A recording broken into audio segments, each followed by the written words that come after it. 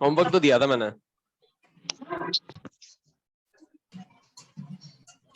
याद है वो मर्ज करके क्लास हुई थी। कर देना नहीं था।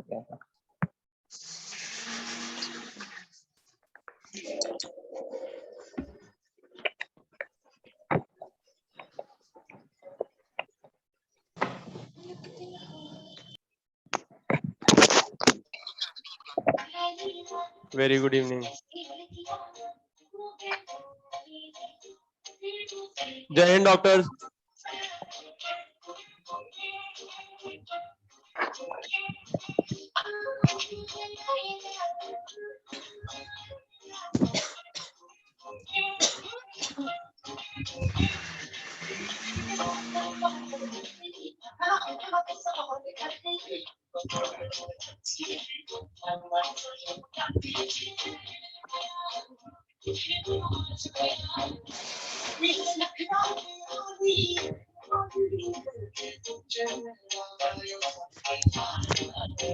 म्यूट हो गए सब?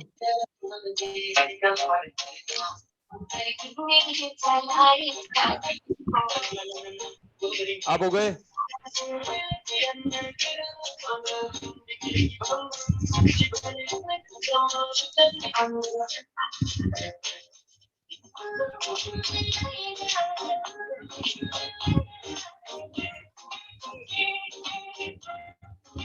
एक काम करिए, जितने भी पार्टिसिपेंट्स हैं वो सारे अपने आप को म्यूट कर दीजिए प्लीज।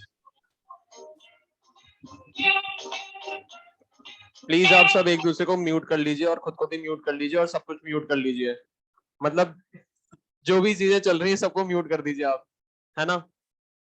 इसमें ना अपन बिन फालतू ज्यादा टाइम वेस्ट नहीं करेंगे।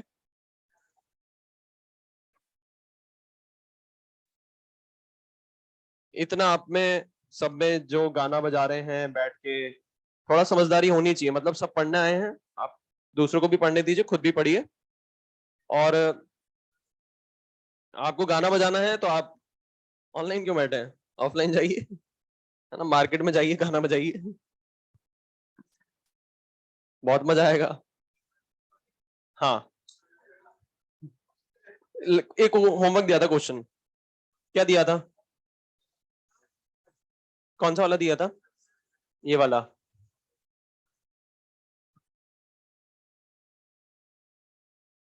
थ्री 302 नहीं यार, 302 तो नहीं आएगा। 101 डिवाइडेड बाई 18 करते हैं ना तो 9 नहीं आएगा। ये अराउंड आएगा 5 पॉइंट समथिंग। टमाटर। हाँ, ये एक ही क्वेश्चन दिया था ना। अच्छा, एक बार देख लेते हैं यहां पर क्या कह रहा है। आइडियल गैस का एक्सपेंशन हुआ है, कहां से कहां तक हुआ है? 4 लीटर से 6 लीटर हुआ है, ठीक है। Against a constant external pressure of 2.1 atm। ये जो एनर्जी है इसको अपन ने यूज करा to heat 1 mole of water at 293 kelvin. 1 mole of water, temperature 298 kelvin. If specific heat of water is, specific heat दे रखी है, मतलब सी आपको दे रखा है वाटर का 4.2 जूल पर ग्राम पर kelvin. What is the final temperature of the water? अब अगर मैं इसको इनिशियल टेम्परेचर मान लूं तो फाइनल टेम्परेचर टीएफ बोलूंगा और टीएफ की वैल्यू अपन को निकालनी है। अच्छा, 293 है ये आपका 3 कुछ ज्यादा ही घुमा हुआ है, कंट्रोल नहीं कर पा रहा है अपने आप को। 293 है ये हाँ, ये लीजिए। अच्छा, ये आंसर कुछ आएगा 298 के आसपास आएगा। एक बार देख लेते हैं यहां पर, किसी ने सॉल्व करा ये क्वेश्चन? किसी ने सॉल्व करा? कितना आ रहा है आंसर? 298.6। 298.6 बिल्कुल सही आंसर है। एक बार देख लो इसको, क्वेश्चन में पता है क्या कह रहा है? एक्सटर्नल प्रेशर कांस्टेंट है और वॉल्यूम 4 लीटर से 6 लीटर हो रहा है, मतलब एक्सपेंशन हो रहा है। अब अगर मैं यहां पर सबसे पहले वर्क डन की बात करूं वर्क तो निकाल ही सकता हूं मैं। वर्क डन का फॉर्मूला क्या हो जाएगा, minus P external delta we, क्योंकि मुझे पता है ये फॉर्मूला इसलिए यूज कर सकता हूं क्योंकि एक्सटर्नल प्रेशर क्या है, कांस्टेंट। तो ये हो जाएगा -2.1 into final volume minus initial volume 6 - 4 is equals to, ये कितना हो गया 2, ये हो जाएगा 4.2 -4.2 लीटर एटीएम। ठीक है, अब इस लीटर एटीएम को किस में कन्वर्ट करूंगा, जूल में, क्योंकि यहां पर वैल्यूज किसकी दे रखी है, जूल में दे रखी है। तो मैं इसको यहां पर ऐसे लिख सकता हूं -4.2 इंटू 101.3 जूल। यहां तक तो दिक्कत नहीं होगी किसी को। अब एक और चीज समझना, यहां पर ये तो वर्क आया है ना, यहां पर नेगेटिव दिखाई दे रहा है आपको, ये नेगेटिव दिखाई दे रहा है। मैंने आपको लास्ट क्लास में ही बताया था, ये नेगेटिव और पॉजिटिव सिर्फ ये बताता है कि वर्क करा किसने है, सिर्फ ये बताता है। अब क्वेश्चन में क्या कह रहा है, जितना वर्क यहां पर अपन को ऑब्टेन हुआ या जितना वर्क यहां पर सिस्टम ने सराउंडिंग पे करा, उतने वर्क के बराबर हीट सप्लाई करी गई है वाटर को गर्म करने में। मतलब मैं कह सकता हूं work and heat is a form of energy. तो यहां पर जितने एनर्जी का एक्सचेंज हुआ, उतना ही एनर्जी का एक्सचेंज यहां 1 मोल वाटर के लिए करा गया है। इतना ही एनर्जी का एक्सचेंज कहां पर करा गया है, 1 मोल वाटर के लिए। मतलब इतनी एनर्जी के बराबर एनर्जी 1 मोल वाटर को दी गई है। अब आपको यह पता लगाना है कि वाटर का टेम्परेचर 293 से बढ़कर कहां तक जाता है अगर आप इतनी एनर्जी 1 मोल वाटर को सप्लाई करते हो। ये बात समझ में आ रही है? मतलब जो यहां पर वर्क डन है वो कंप्लीटली किसमें कन्वर्ट हो गया, हीट ट्रांसफर में कंप्लीट हो चुका है, कन्वर्ट हो चुका है। मतलब मैं यहां पर कह सकता हूं ये जो वर्क है ये किसके बराबर हो जाएगा, हीट के बराबर। वर्क किसके बराबर हो जाएगा, हीट के बराबर। ठीक है, और मुझे पता है हीट की कैलकुलेशन मैं 2 तरीके से कर सकता हूं, एक तो फर्स्ट लॉ ऑफ थर्मोडायनेमिक्स और दूसरा हो जाएगा हीट कैपेसिटी। ये बात समझ में आ रही है? अच्छा मुझे एक और बात बता दो, अगर मैं हीट कैपेसिटी की बात करूं तो यहां पर आपको क्या गिवन है, स्पेसिफिक हीट कैपेसिटी गिवन है। स्पेसिफिक हीट कैपेसिटी का फॉर्मूला बता सकते हो मुझे, बताओ ना। स्पेसिफिक हीट कैपेसिटी यही है, स्पेसिफिक मतलब इसके साथ क्या जुड़ेगा, मास जुड़ेगा। मतलब मैं कह सकता हूं M C into delta T. ये बात समझ में आ रही है, क्लियर है बात सभी को? और एम इंटू सी यही क्या होती है, हीट कैपेसिटी। यही क्या हो जाती है, हीट कैपेसिटी। तो अगर मैं यहां पर वर्क डन की बात करूं तो वर्क डन कितना हो जाएगा, 4.2 इंटू 101.3। ठीक है, इज इक्वल्स टू एम की अगर बात करें तो मुझे बता सकते हो यहां पर एम क्या होगा, मोलर मास। मोलर मास कितना हो जाएगा 18। सी की वैल्यू कितनी दे रखी है 4.2। डेल्टा टी कितना हो जाएगा, final temperature minus initial temperature. Final temperature मुझे निकालना है, इनिशियल टेम्परेचर कितना है 293। इसमें किसको डाउट है तो बोलो। अब डाउट ये आएगा कि सर एक बात बताओ, एक बात बताना, सर ये माइनस आपने यहां पर उतार के क्यों नहीं लिखा। ये सिर्फ ये पहली चीज, पहला रीजन ये सिर्फ ये बता रहा है कि वर्क किसने करा है। भाई एनर्जी का एक्सचेंज तो इतना ही रहेगा ना, एनर्जी का अगर एक्सचेंज की बात करें तो एनर्जी का एक्सचेंज तो इतना ही रहेगा। अब भले ही वर्क कोई भी करे, सेम अमाउंट ऑफ एनर्जी पास कराई गई है 1 मोल वाटर के थ्रू। ये बात समझ में आ रही है? तो यहां पर अपन क्या लेंगे, मैग्नीट्यूड लेंगे, पहला रीजन। दूसरा रीजन, सपोज करो यहां पर अगर मैं बात करूं, यहां पर आप क्या कर दें, प्लस लिखा है ना अभी मैंने, प्लस लिखा है, यहां पर सपोज करो थोड़ी देर के लिए मैं माइनस लिख देता हूं, गलती से भी माइनस लिख देता हूं। मुझे एक बात बताओ, अगर मैं 1 मोल वाटर को हीट सप्लाई करूंगा, क्वेश्चन में क्या ना हीट सप्लाई करी गई है, 1 मोल वाटर को हीट सप्लाई करूंगा, तो आप मुझे बताओ, मैंने लास्ट क्लास में आपको बताया था अगर किसी सिस्टम को हीट सप्लाई करूंगा तो उसका टेम्परेचर राइज होगा। और अगर उसका टेम्परेचर राइज होगा तो आप देखो ये पॉजिटिव, ये पॉजिटिव, ये भी होगा पॉजिटिव, क्योंकि फाइनल टेम्परेचर जो है वो ज्यादा है, इनिशियल टेम्परेचर जो है वो कम है। तो ये तीनों टर्म पॉजिटिव है, मतलब मैं कह सकता हूं LHS तो ऑलवेज क्या रहेगा, पॉजिटिव रहेगा। आई बात समझ में? तो यहां पर तो मैं माइनस लिख ही नहीं सकता। क्लियर है बात सभी को? यहां पर बात किसकी हो रही है, सिर्फ मैग्नीट्यूड की बात हो रही है। इसमें किसको डाउट है तो बोलो। इसको जब सॉल्व करोगे तो फाइनल टेम्परेचर कितना हो जाएगा, 298.6 केल्विन। और देखो झूठ नहीं बोला था, अगर आप किसी भी सब्सटेंस को हीट सप्लाई करोगे तो आपको कैसा नजर आएगा, राइज इन टेम्परेचर करके दिखाएगा। और देखो हीट सप्लाई करी तो राइज इन टेम्परेचर हो गया। अगर ऐसे 4 ऑप्शन दिए आपको और सिर्फ एक ही ऑप्शन है जो 293 से ज्यादा है, वो आंखें बंद करके टिक कर देना। ये बिल्कुल कॉन्सेप्ट होता है, अगर अगर ये चीज समझ में आती है तो आप डायरेक्टली भी आंसर निकाल सकते हो, अगर सिर्फ एक ऑप्शन का टेम्परेचर 293 से ज्यादा है। क्लियर है बात सभी को? और कोई दिया था क्या? मैंने नहीं दिया था। कहां तक पढ़ाया था मैंने? फेज ट्रांजिशन का शुरू करना था। ठीक है,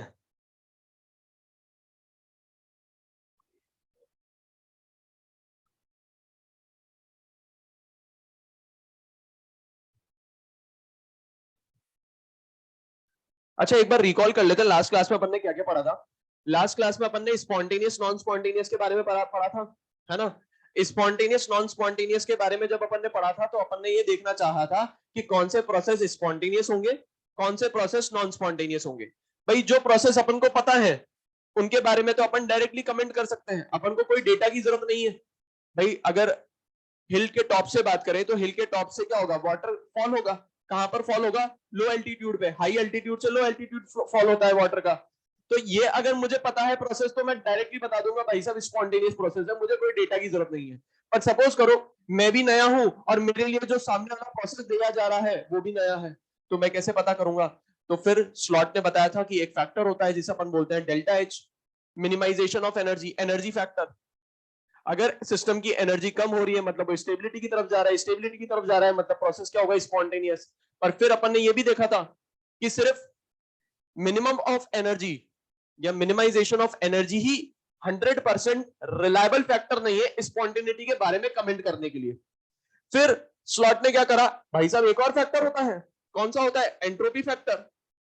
जब एंट्रोपी फैक्टर के बारे में पढ़ा तो एंट्रोपी फैक्टर का मतलब क्या होता है? Degree of disorderness, degree of randomness. अब जिसकी डिग्री ऑफ डिसऑर्डरनेस ज्यादा होगा, जिस सिस्टम का डिग्री ऑफ रैंडमनेस ज्यादा होगा, मतलब उस सिस्टम को नेचर सपोर्ट करेगा। नेचर का उसको क्या मिलेगा? बैकअप मिलेगा।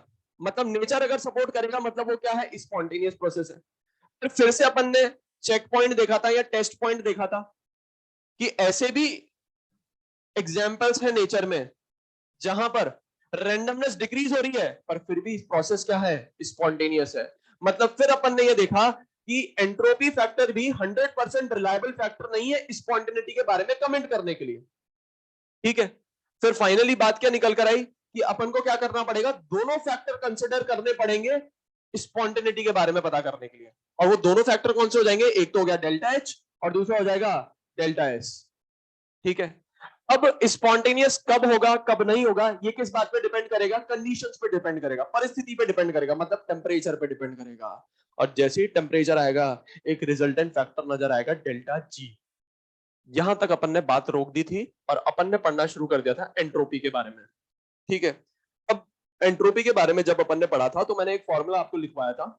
एंट्रोपी का जो बेसिक कॉन्सेप्ट बताया था, बेसिक कॉन्सेप्ट क्या है? रैंडमनेस बढ़ रही है, एंट्रोपी बढ़ रही है। ये बिल्कुल बेसिक कॉन्सेप्ट है, हर जगह वैलिड है, हर जगह वैलिड है। भले ही ये मैथमेटिकल फॉर्मूले कहीं वैलिड रहे या न रहे, ये बेसिक कॉन्सेप्ट हर जगह वैलिड रहेगा। बेसिक कॉन्सेप्ट क्या वैलिड रहेगा? अगर डिग्री ऑफ रैंडमनेस बढ़ रही है तो एंट्रोपी भी बढ़ेगी। ये बात समझ में आ रही है? या मैं कह दूं degree of randomness is directly proportional to entropy. ये बात समझ में आ रही है? ठीक है, फिर अपन ने कुछ फॉर्मूले लिखे थे, मैथमेटिकल फॉर्म भी देखा था। मैथमेटिकल फॉर्म देखने की जरूरत इसलिए पड़ी कि अपन ये तो कमेंट कर पा रहे थे कि रैंडमनेस बढ़ रही है, पर ये नहीं बता पा रहे थे कि बढ़ रही है तो कितने से बढ़ रही है ना? अब इसको मेजर करने के लिए अपन ने फॉर्मूले देखे और फॉर्मूला क्या देखा अपन ने? एक फॉर्मूला अपन ने देखा Q reversible divided by T. Delta S is equal to Q reversible divided by T, है ना? अगर मैं इसके बारे में बात करूं तो इसका डेरिवेशन आपके सिलेबस में नहीं है, कहां से आया है? कार्नोट साइकिल वाइकल से आया है ये, है ना? तो डेल्टा एस का अपन ने फॉर्मूला क्या देखा? Q reversible divided by T. ठीक है, इसके बाद अपन ने बात करी ये जो फॉर्मूला है ये हर जगह वैलिड है। ये कहां पर वैलिड है? हर जगह वैलिड है। तो हर जगह भी कौन कौन सी जगह होती है? हर जगह भी कौन कौन सी जगह होती है? Reaction, process, phase transition. ठीक है, अब अगर मैं बात करूं डिफरेंट प्रोसेसेस की तो डिफरेंट प्रोसेसेस के लिए मैंने आपको डेल्टा एस का फॉर्मूला बताया था। बताया था कौन कौन से प्रोसेसेस के लिए बताया था? एक तो मैंने बताया था रिवर्सिबल एडियाबैटिक के लिए 0 हो जाएगा, उन्हीं प्रोसेस को क्या बोलता है, आइसोएंट्रोपिक प्रोसेस। दूसरा अपन ने बात करी थी किसके लिए, आइसोथर्मल प्रोसेस के लिए। किसके लिए बात करी थी, आइसोथर्मल प्रोसेस के लिए। और तीसरा अपन ने बात करी थी आइसोकोरिक प्रोसेस के लिए, है ना।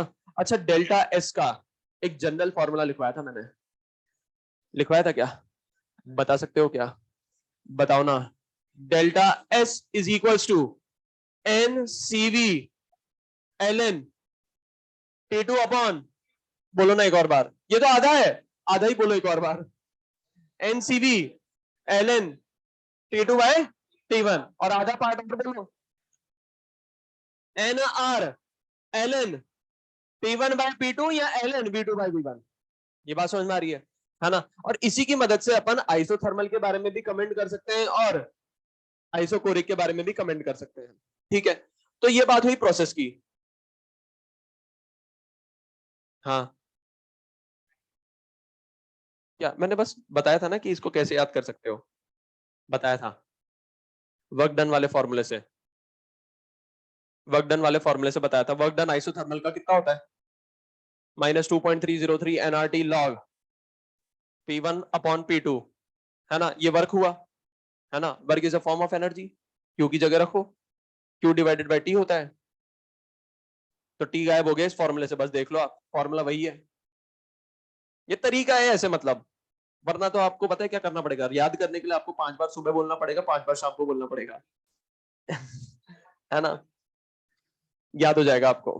ठीक है, इसके बाद अपन ने बात करी थी केमिकल रिएक्शन, ये तो प्रोसेस की बात हुई है। केमिकल रिएक्शन के लिए अपन कैसे करेंगे, delta S is equal to summation of entropy of product minus summation of entropy of reactant. तो ये रिएक्शन की बात हो गई। अब अपन बात करेंगे किसके लिए, फेज ट्रांजिशन के लिए।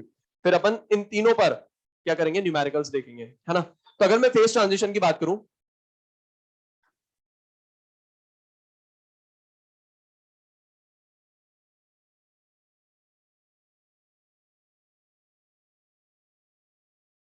तो सबसे अपन पहले बात करेंगे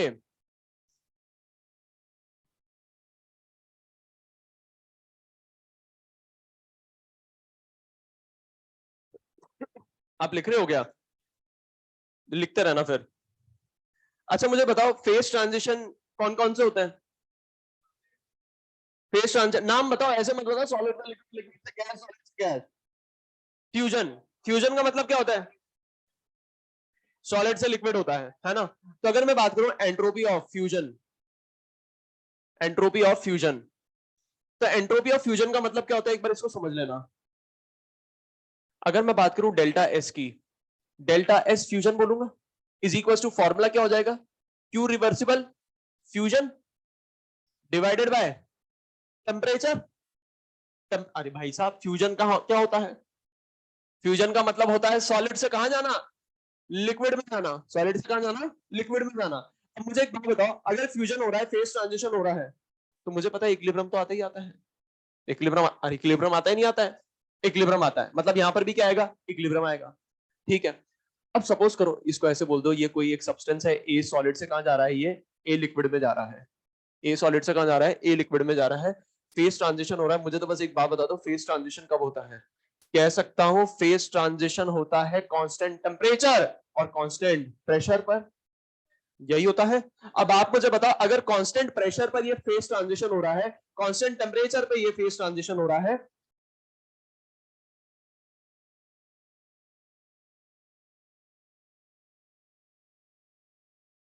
तो मैं कह सकता हूं ये जो हीट का ट्रांसफर होगा ये कांस्टेंट प्रेशर पर ही होगा, बोल सकता हूं ये, है ना। हीट का ट्रांसफर क्या कब होगा, कांस्टेंट प्रेशर पर, और heat content at constant pressure और कुछ नहीं, डेल्टा एच कहलाता है। और ये डेल्टा एच किसका होगा, आपका है मेरा, उसका होगा। बात समझ में आ रही है। और मुझे बताओ यहाँ पर टेम्परेचर कौन सा आएगा, मेल्टिंग पॉइंट आएगा, बॉइलिंग पॉइंट आएगा, मेल्टिंग पॉइंट। ये बात समझ में आ रही है। तो डेल्टा एच फुस का फॉर्मूला क्या हो जाएगा, डेल्टा एच फुस divided by melting point of substance, ठीक है। अच्छा सेकंड, सर एक डाउट आ रहा है मेरे दिमाग में, अभी तो कुछ पढ़ा ही नहीं है मैंने, सर फिर भी आ रहा है। एक बात बताओ, आप निकाल क्या रहे हो, आप निकाल रहे हो चेंज इन एंट्रोपी, पर लिख रहे हो एंट्रोपी, है ना। अपन बोलते क्या है, एंट्रोपी ऑफ वेपराइजेशन, ठीक है। पर अपन एक्चुअल में क्या कैलकुलेट करते हैं, चेंज कैलकुलेट करते हैं, क्योंकि आपको पता होगा एब्सोल्यूट वैल्यू तो अपन कैलकुलेट कर ही नहीं सकते। ठीक है, तो यहां पर डेल्टा एस को क्या बोलूंगा, वैप, डेल्टा एस वैप हो जाएगा ये। अच्छा प्रेशर तो क्या है, कांस्टेंट, मतलब क्यूपी डिवाइडेड बाय टी। अच्छा ये टेम्परेचर कौन सा होगा, आपका मेल्टिंग पॉइंट या मेरा मेल्टिंग पॉइंट, सब्सटेंस का बॉइलिंग पॉइंट। हर जगह मेल्टिंग पॉइंट नहीं आएगा, यहां पर क्या आएगा, बॉइलिंग पॉइंट आएगा। अच्छा मुझे बताओ ये जो क्यूपी है, क्यूपी को क्या मैं लिख सकता हूं, डेल्टा एच, और डेल्टा एच को क्या बोलूंगा, delta H vap upon boiling point. Boiling point किसका, आपका है मेरा, सब्सटेंस का। बहुत बढ़िया, बहुत समझदार हो गए आप लोग, है ना। Entropy of sublimation. अच्छा सब्लिमेशन में फेज ट्रांजिशन कहां से कहां तक होता है, ये बता दो जरा, कहां से कहां होता है, सॉलिड से गैस होता है, तो ये हो जाएगा डेल्टा एस सब इज इक्वल टू, अब डायरेक्ट फॉर्मूला लिख रहा हूं, डेल्टा एच सब डिवाइडेड बाय टेम्परेचर। ये टेम्परेचर कांस्टेंट टेम्परेचर होता है, ठीक है। अब वो डिपेंड किस पे करेगा, सब्सटेंस पे डिपेंड करेगा, ठीक है। क्वेश्चन लिखना। सर क्या कर रहे हो यार अभी, आराम आराम से, नहीं अभी बहुत टाइम नहीं है अभी सिर्फ 1 घंटा 40 मिनट बचा, जल्दी करो।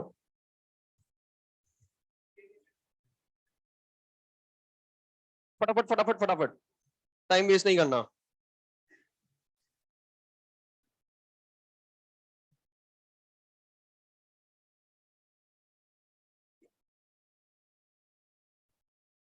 बोलूं, ठीक है, क्वेश्चन लिखेंगे अपन। यार इतनी देर तक कर क्या रहे थे, कोई नई चीज छोड़ना बता रहा हूं। हाँ, आप बहुत ढीले हैं, बहुत सुस्त हैं आप आप देखना बहुत तेजी से लिखेंगे स्टार्टिंग में एक दो टमाटर को है ना गोली दे दो ऐसे बोलकर, सुस्त तो बहुत आप, फिर देखो स्पीड पकड़ेंगे जो कभी बोलेंगे नहीं सर। ये तो पता नहीं कौन सी महिला की हैंडराइटिंग लेकर कॉपी बना रहे हैं, अभी मुझे समझ में नहीं आ रहा, इतने जबरदस्त नोट बना रहे हैं। आप मुझे कॉपी देना बाद में, कब दोगे, अभी देना। अभी एक बार मुझे बात करनी है आपसे, है ना। Calculate delta S for the following reaction. ये नीट से पहले ही मेरे को कॉपी देने को रेडी है। Calculate delta S for the following reaction. अरे इस बार ही निकल जाएंगे, ये देखना। Calculate delta S for the following reaction. हाँ, रिएक्शन आपको गिवन है बोर्ड पर, 2H2 गैस। देखो फटाफट क्वेश्चन करते हैं, क्योंकि क्वेश्चन बहुत सारे कराने हैं मुझे। क्वेश्चन के साथ मैं कोई कॉम्प्रोमाइज नहीं करना चाहता, साथ ही साथ थ्योरी के साथ भी नहीं करना चाहता। अब अगर मैं किसी के साथ भी कॉम्प्रोमाइज नहीं करना चाहता, तो बाय डिफॉल्ट ये समझ में आता है कि एक्स्ट्रा क्लास लगी। ये रिएक्शन आपको बोर्ड पर गिवन है, अगले संडे नहीं इसी संडे को लगेगी, आपका टेस्ट मॉर्निंग में हो जाएगा। द एंट्रोपी ऑफ, बहुत चालाक है यार ये, टेस्ट मॉर्निंग में करा रहे हैं, देखो। The entropy of, the entropy of H2 gas, O2 gas and H2O liquid. बातें नहीं करते, फटाफट करते हैं। The entropy of H2 gas, O2 gas and H2O liquid are 126.6, 201.2, 68 joule per mole पर केल्विन रिस्पेक्टिवली।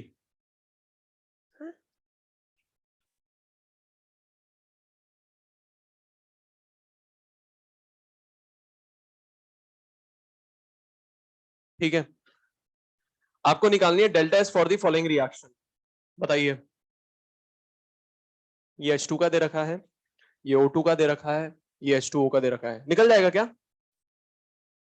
अच्छा मुझे बताओ कौन सा फॉर्मूला लगाओगे, प्रोसेस का लगाओगे, केमिकल रिएक्शन का लगाओगे, या आप फेज ट्रांजिशन का लगाओगे। केमिकल रिएक्शन, और केमिकल रिएक्शन का फॉर्मूला क्या हो जाएगा, delta S reaction is equals to summation of entropy of product minus summation of entropy of reactant. फटाफट लगा लो, फटाफट। मैं बोल सकता हूं 2 times entropy of water minus 2 times entropy of H2 plus entropy of O2। बस वैल्यूज पुट कर दो, ये हो जाएगा 2 इंटू वाटर का कितना दे रखा है 68 माइनस 2 इंटू H2 का दे रखा है 126.6 प्लस O2 का कितना दे रखा है 201.2। आंसर कितना आ रहा है निकालो फटाफट, नेगेटिव आंसर आएगा।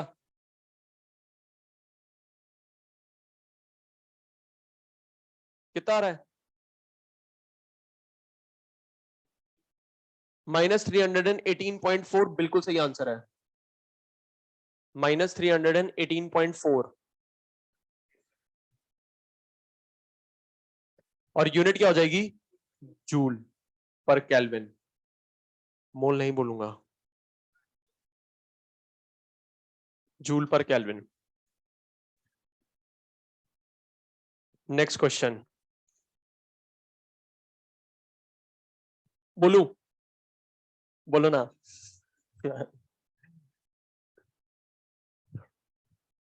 Find delta S for the freezing of, find delta S for the freezing of 10 gram of water liquid, 10 gram of water liquid if enthalpy of fusion is, if enthalpy of fusion is 80 calorie per gram, enthalpy of fusion is 80 calorie per gram at 0 degree Celsius and 1 atm pressure, at 0 degree Celsius and 1 atm pressure, बताइए फटाफट।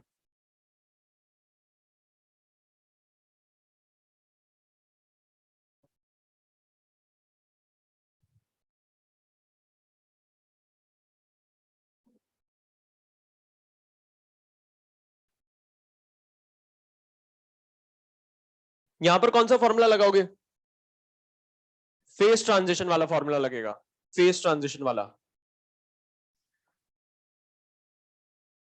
कैसे पता चला, एक तो fusion की बात चल पड़ी, फिर साथ ही साथ यहां पर फ्रीजिंग की भी बातें कर रहा है। हाँ कितना आ रहा है 1, जोर से 123 जूल पर केल्विन, बिल्कुल गलत है। 2.9 2.93 -2.93, हाँ -2.93 बिल्कुल सही आंसर है। आपने गलती पता है क्या करी, जो +2.93 बोल रहे हैं ये आप डेल्टा एस फ्यूजन निकाल रहे हैं, फ्यूजन नहीं निकालना है, क्वेश्चन पढ़िए आप, फ्रीजिंग का निकालना है। और फ्यूजन और फ्रीजिंग दोनों ऑपोजिट प्रोसेस होते हैं। देखना यहां पर एक बार क्वेश्चन में कहना क्या चाह रहा है। सबसे पहले अगर मैं बात करूं तो यहां पर एक चीज समझ में आ रही है, फ्यूजन का मतलब क्या होता है। सबसे पहले तो फ्यूजन का मतलब समझिए आप, वाटर की बात चल रही है तो वाटर के लिए फ्यूजन का मतलब क्या हो जाएगा, वाटर सॉलिड से किस में कन्वर्ट हो रहा है, वाटर लिक्विड में, ठीक है। और इसके डेल्टा एस को अपन क्या बोलेंगे, डेल्टा एस फुस, ठीक है। अब अगर मैं फ्रीजिंग की बात करूं, फ्रीजिंग का मतलब क्या होता है, जस्ट ऑपोजिट प्रोसेस। भाई वाटर लिक्विड है, वो किस में कन्वर्ट हो रहा है, वाटर सॉलिड में कन्वर्ट हो रहा है। और इसके डेल्टा एस को अपन क्या बोलेंगे, डेल्टा एस फ्रीजिंग। मुझे एक बात बता सकते हो, डेल्टा एस फोर्स और डेल्टा एस फ्रीजिंग में क्या डिफरेंस है, रिलेशन अपन निकाल सकते हैं। रिलेशन अपन बता सकते हैं, delta S force is equals to minus of delta S freezing. अब एक बात मुझे बता दो, डेल्टा एच फोर्स दे रखा है मुझे, तो डेल्टा एच फोर्स की मदद से डेल्टा एस फोर्स निकाल सकता हूं मैं। ये बात समझ में आ रही है। अच्छा मुझे यहां पर मास दे रखा है वाटर का 10 ग्राम, ये जो डेल्टा एच आपको गिवन है ना, एंथैल्पी चेंज, ये 1 ग्राम का दे रखा है। तो 10 ग्राम के लिए कितना हो जाएगा ये 80 इंटू 10 800, क्योंकि मुझे पता है डेल्टा एच जो होती है वो एक्सटेंसिव प्रॉपर्टी होती है, अमाउंट पे डिपेंड करती है। 1 ग्राम का अलग होगा डेल्टा एच और 10 ग्राम का अलग होगा डेल्टा एच। मतलब मैं कह सकता हूं फॉर 1 ग्राम डेल्टा एच कितना है 80 calorie, therefore for 10 gram delta H कितना हो जाएगा 800 कैलोरी। अब यहां से आप क्या निकाल लीजिए, डेल्टा एस निकाल लीजिए, तो डेल्टा एस आ जाएगा, डेल्टा एस फुस आएगा, डेल्टा एच फुस कितना आ जाएगा, डेल्टा एच फुस आ जाएगा, डेल्टा एच फुस कितना हो चुका है 800 डिवाइडेड बाय टेम्परेचर केल्विन में रखेंगे कितना हो जाएगा 273। ये जो वैल्यू निकल कर आएगी ये आएगी प्लस 2.949394 है ना, 2.94 यूनिट बता सकते हो मुझे, कैलोरी पर केल्विन। पर ये क्या है, डेल्टा एच फुस आया है। अब क्वेश्चन में क्या कह रहा है, find delta S for the freezing of 10 gram of water, मतलब मुझे डेल्टा एच फ्रीजिंग निकालना है, डेल्टा एस फ्रीजिंग निकालना है। तो अब आप मुझे बताइए डेल्टा एस फुस आ चुका है, मतलब डेल्टा एस फ्रीजिंग कितना हो जाएगा, -2.94 कैलोरी पर केल्विन। इसमें किसको डाउट है तो बोलो।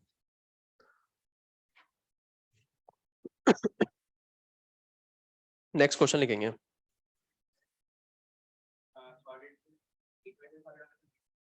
लिक्विड से, हाँ आप ऐसे देख सकते हो ना, बिल्कुल देख सकते हो।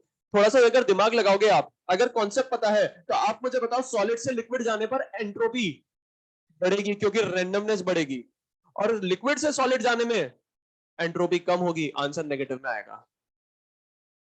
ठीक है, नेक्स्ट क्वेश्चन लिखेंगे। नेक्स्ट क्वेश्चन, क्वेश्चन बोर्ड पे लिख रहा हूं, साथ साथ लिखते रहना।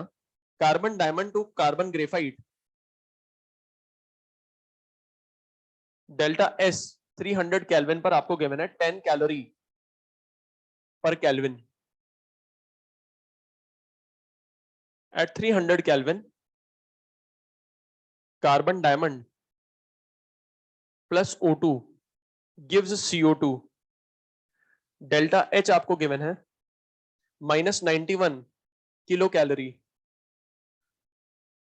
And carbon graphite plus O2 gives CO2, delta H आपको गिवन है x kilo calorie. Find the value of x, ये सबका आंसर आना चाहिए। Find the value of x, सबका मतलब सबका। डेल्टा एस दे रखा है आपको रिजल्टेंट रिएक्शन का, इंडिविजुअल रिएक्शन का आपको डेल्टा एच गिवन है, टेम्परेचर आपको गिवन है, एक एलोट्रोपिक फॉर्म से दूसरे एलोट्रोपिक फॉर्म में कन्वर्ट हो रहा है। बताइए आंसर क्या होगा, एक्स की वैल्यू निकालनी है फटाफट। सबसे पहले डेल्टा एच निकाल लो रिजल्टेंट रिएक्शन का, आंसर अपने आप आ जाएगा।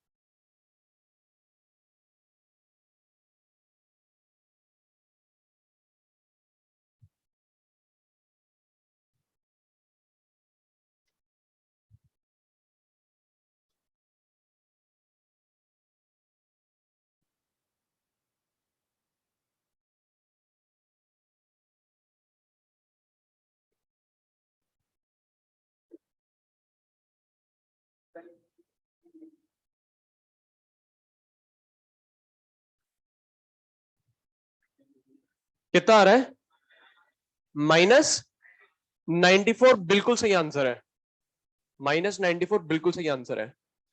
यहां पर आप क्या करो, सबसे पहले तो डेल्टा एच निकाल लो रिजल्टेंट रिएक्शन का, मतलब रिजल्टेंट रिएक्शन कौन सी हो जाएगी ये। ठीक है, अब आप मुझे बताओ डेल्टा एच इसका भी गिवन है, डेल्टा एच इसका भी गिवन है, इन दोनों के साथ ऐसा क्या करूं कि ये आ जाए। किसको पलटू, ऊपर वाली को नीचे वाली को पलट दूं, मतलब मैं कह सकता हूं डेल्टा एच रिजल्टेंट रिएक्शन का, डेल्टा एच रिजल्टेंट रिएक्शन का। थोड़ी देर के लिए मैं इसको क्या बोल देता हूं, ये बोल देता हूं डेल्टा H1, ये डेल्टा H2, ठीक है।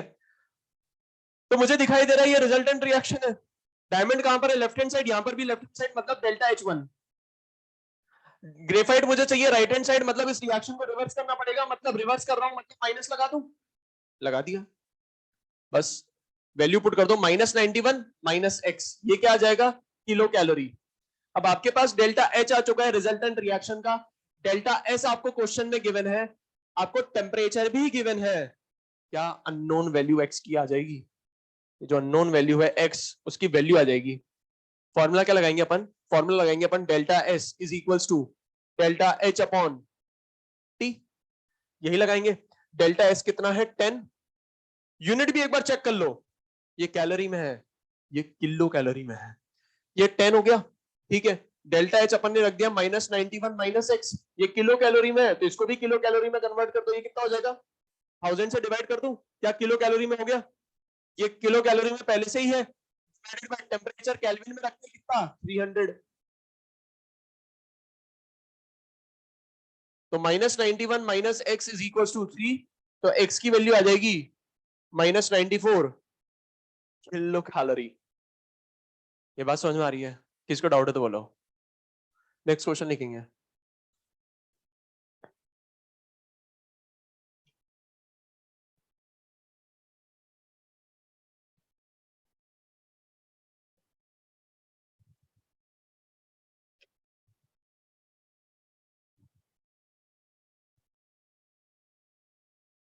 अच्छा, 1000 से क्यों डिवाइड करा?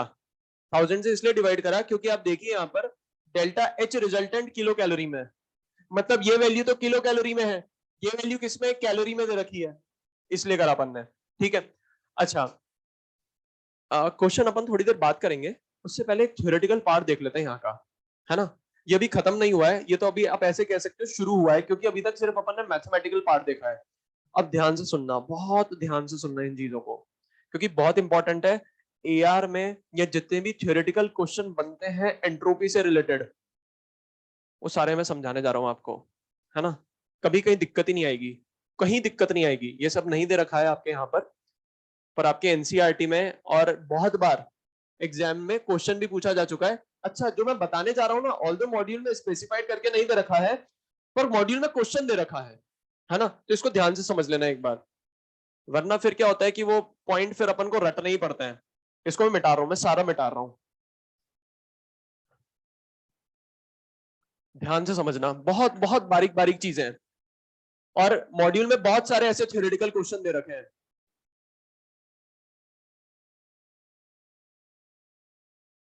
सबसे पहले अगर मैं बात करूं, तो मैंने आपको बताया जो एंट्रोपी है, एंट्रोपी का मैंने फॉर्मूला बताया था, एंट्रोपी का फॉर्मूला क्या बताया था? Q reversible divided by T.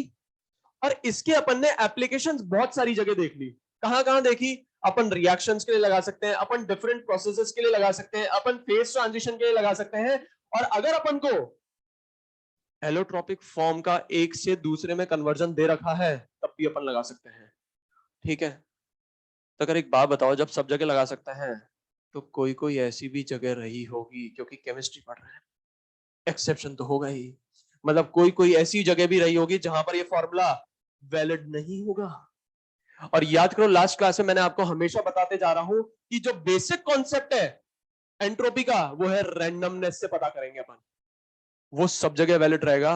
पर यहां पर ये जो मैथ्स है ना, ये सब जगह वैलिड नहीं रहेगी। तो कहां वैलिड नहीं रहेगी? सुनते जाना बस, लिखना भी है आपको साथ साथ, पर पहले समझते रहना, है ना, जैसी मौका मिले चालाकी से। इन an isolated system, isolated system की बात कर रहा हूं मैं, आइसोलेटेड सिस्टम, आइसोलेटेड सिस्टम की अगर मैं बात करूं, तो मैंने क्या करा, एक कंटेनर लिया, एक और कंटेनर लिया, दो दो कंटेनर लिया, और दोनों को मैंने क्या कर दिया? कनेक्ट कर दिया, और बीच में क्या लगा दिया? स्टॉपर लगा दिया। यहां पर है, यहां पर है गैस ए, यहां पर है गैस बी, और ये जो गैस है, आप कह दो आइडियल गैस मान लो, या आप ऐसे कह दो कि ये नॉन रिएक्टिंग गैसेस हैं, नॉन रिएक्टिंग गैसेस, ठीक है। और अब मैंने क्या कर दिया, इसको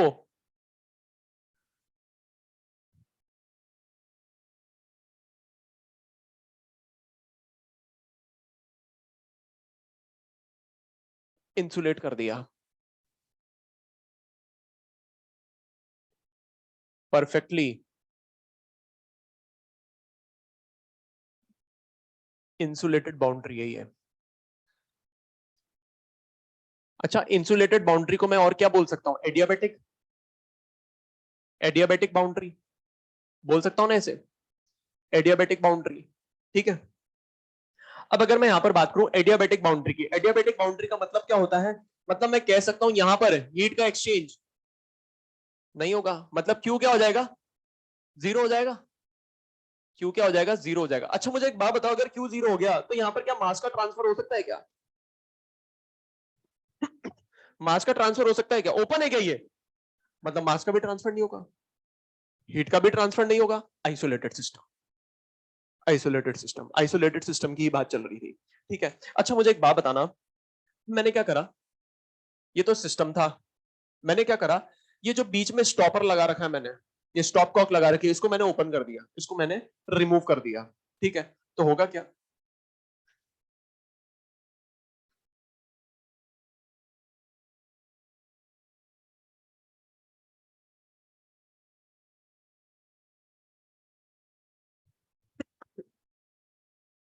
यहां पर अब ए भी होगी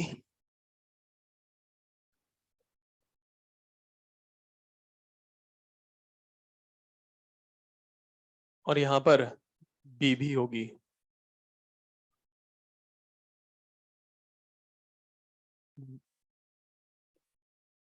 अच्छा मुझे एक बात बता दो बस, जैसे ही मैं स्टॉपर ऑन करूंगा, अब सुनते रहना, जैसे ही मैं स्टॉपर रिमूव करूंगा, इस स्टॉपर रिमूव करा, क्या यहां पर इंटरमिक्सिंग होगी? हाँ होगी। आइडियल गैस है, नॉन रिएक्टिंग गैस है, मतलब ये डिफरेंट गैसेस क्या हो जाएंगी यहां पर? इंटरमिक्स हो जाएंगी, इंटरमिंगल्ड हो जाएंगी। अच्छा मुझे बताओ, यहां पर ये जो इंटरमिंगल्ड हुई है, इंटरमिक्सिंग हुई है डिफरेंट गैसेस की, मतलब मैं कह सकता हूं इस चेंबर में ए भी होगा बी भी होगा, और इस चेंबर में ए भी होगा बी भी होगा। पहले यहां पर सिर्फ ए था, यहां पर सिर्फ बी था, पर जैसे ही मैंने स्टॉप कॉक रिमूव करा, यहां स्टॉपर रिमूव करा, मतलब मैं कह सकता हूं यहां पर गैसेस क्या हो जाएगी? इंटरमिक्स हो जाएंगी, गैसेस की क्या हो जाएगी? मिक्सिंग हो जाएगी। मतलब यहां पर क्या हो रहा है? प्रोसेस हो रहा है। तो मुझे तो बस एक बात बता दो, ये प्रोसेस मैंने कराया या अपने आप हो गया? अपने आप हो गया, ऑन इट्स ओन हुआ है। अच्छा आप मुझे बताओ, यहां पर मैंने कुछ इनिशिएशन दिया क्या इनको मिक्स करने के लिए? नहीं। मतलब मैं कह सकता हूं प्रोसेस कैसे, स्पॉन्टेनियस या नॉन स्पॉन्टेनियस? स्पॉन्टेनियस है। ये बात समझ में आती है? ठीक है, तो जब ये समझ में आ रहा है तो मुझे एक और बात बता दो, यहां पर रैंडमनेस की अगर मैं बात करूं, रैंडमनेस की, और यहां पर रैंडमनेस की बात करूं, रैंडमनेस ज्यादा कहां है, ऊपर या नीचे? मतलब मैं कह सकता हूं रैंडमनेस यहां पर कम है और रैंडमनेस यहां पर ज्यादा है। अब अगर रैंडमनेस यहां पर कम है, मतलब मैं कह सकता हूं रैंडमनेस को मेजर करके कौन बताता है? एंट्रोपी। रैंडमनेस को मेजर कौन करता है? एंट्रोपी मेजर करती है। मतलब मैं कह सकता हूं एंट्रोपी इनिशियली यहां पर क्या है? कम, और एंट्रोपी फाइनली यहां पर क्या है? ज्यादा। तो अगर मैं चेंज इन एंट्रोपी कैलकुलेट करता हूं, ये क्या हो जाएगा? Final entropy minus initial entropy, और मुझे पता है final entropy is greater than initial entropy, मतलब डेल्टा एस क्या हो जाएगा? Greater than zero. Delta H आ गया ग्रेटर देन जीरो। रैंडमनेस बढ़ रही है, रैंडमनेस बढ़ रही है, एंट्रोपी बढ़ रही है। बात समझ में आ रही है? यहां तक किसको डाउट है तो बोलो। ये तो मैंने रीजनिंग लगाई, मैथमेटिक्स लगा के देखे थोड़ी देर के लिए। अब अगर मैं मैथमेटिक्स लगाऊंगा, मतलब मैं कह सकता हूं for isolated system, for isolated system, मुझे एक बात बताओ, मास का ट्रांसफर यहां पर क्या हो रहा है क्या? नहीं हो रहा। अच्छा, हीट का ट्रांसफर हो रहा है? हीट का ट्रांसफर भी नहीं हो रहा, वर्क भी नहीं हो रहा, मतलब एनर्जी का ट्रांसफर भी नहीं हो रहा। मतलब मैं कह सकता हूं ना तो मास का ट्रांसफर हो रहा है ना हीट का ट्रांसफर हो रहा है, मतलब ये सिस्टम क्या है? आइसोलेटेड। बोल सकता हूं ऐसे, फॉर्मूला क्या लिखा था अपन ने डेल्टा एस का? Delta S is equal to Q divided by T. मुझे एक बात बताओ, यहाँ पर क्यू क्या हो जाएगा? जीरो हो जाएगा। मतलब कोई मेरे को कह दे आइसोलेटेड सिस्टम है, आइसोलेटेड सिस्टम है, प्रोसेस भी कैसा हो रहा है? स्पॉन्टेनियस हो रहा है।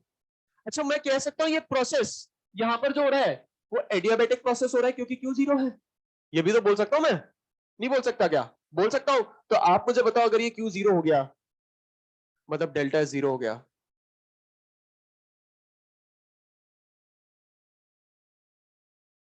और वहां पर बता रहा है डेल्टा S ग्रेटर देन 0। गलत कौन सा कॉन्सेप्ट है? ये मैथ्स बेसिक कॉन्सेप्ट तो वही है, रैंडमनेस बढ़ेगी, एंट्रोपी बढ़ेगी, ये बेसिक कॉन्सेप्ट है। मतलब maths is not valid for isolated system. बात समझ में आ रही है?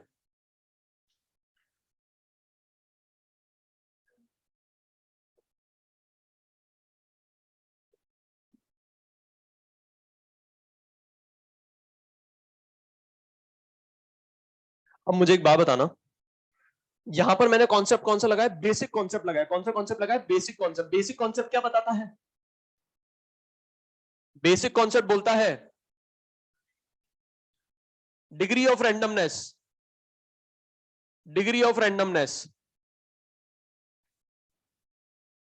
और एंट्रोपी के बीच में ये क्या रिलेशन बताता है? डायरेक्टली प्रोपोर्शनल रिलेशन होता है। मैं कह सकता हूं डिग्री ऑफ रैंडमनेस बढ़ेगी मतलब एंट्रोपी बढ़ेगी। ये बेसिक कॉन्सेप्ट है, ये बेसिक कॉन्सेप्ट है। ये बात समझ में आ रही है? मतलब ये जो फॉर्मूला है कहां पर वैलिड नहीं है? आइसोलेटेड सिस्टम में वैलिड नहीं है। आइसोलेटेड सिस्टम मतलब क्या हो गया? क्यू का ट्रांसफर नहीं हो रहा है, हीट का ट्रांसफर नहीं हो रहा है, मास का ट्रांसफर नहीं हो रहा है, मतलब मैं कह सकता हूं एडियाबेटिक प्रोसेस भी है ना? बोल सकता हूं ना यार, एडियाबेटिक प्रोसेस है। अच्छा मुझे बताओ, यहां पर ये जो प्रोसेस हुआ है ये स्पॉन्टेनियस है या नॉन स्पॉन्टेनियस है? स्पॉन्टेनियस प्रोसेस है। मतलब ये क्या है? Spontaneous process. इसका मतलब ये हुआ आइसोलेटेड सिस्टम में स्पॉन्टेनियस प्रोसेस कराना है। आइसोलेटेड सिस्टम में अगर स्पॉन्टेनियस प्रोसेस कराना है मतलब डेल्टा एस जो होगा वो क्या होगा? ग्रेटर देन 0 होगा। मुझे एक और क्वेश्चन का जवाब दे दो, ये डेल्टा एस किसका है? सिस्टम का है, सराउंडिंग का है? सिस्टम का है, क्योंकि इसका इंटरेक्शन सराउंडिंग से तो है ही नहीं। बात समझ में आ रही है? मतलब ये क्या हो जाएगा? सिस्टम का हो जाएगा। डेल्टा एस सिस्टम है ये। क्लियर है बात सभी को?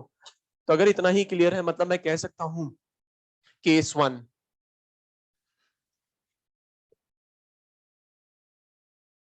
For an isolated system,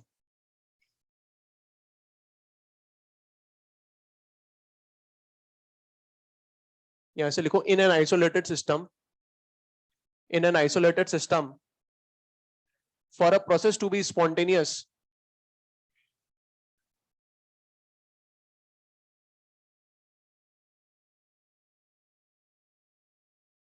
in an isolated system for a process to be spontaneous। Isolated system में मुझे स्पॉन्टेनियस प्रोसेस कराना है मतलब मैं कह सकता हूं जो डेल्टा एस होगा सिस्टम का वो क्या होना चाहिए? ग्रेटर देन 0 होना चाहिए। वो क्या होना चाहिए? ग्रेटर देन 0 होना चाहिए। अब मुझे एक बात बताओ, ये जो सिस्टम है ये सिस्टम कैसा सिस्टम है? आइसोलेटेड सिस्टम है। सिस्टम कैसा है ये? आइसोलेटेड सिस्टम है। मतलब मैं कह सकता हूं डेल्टा एस आइसोलेटेड सिस्टम का ग्रेटर देन 0 होना चाहिए। बोल सकता हूं ना ऐसे? अच्छा मुझे एक और बात बताओ, आइसोलेटेड सिस्टम का बेस्ट एग्जांपल यूनिवर्स।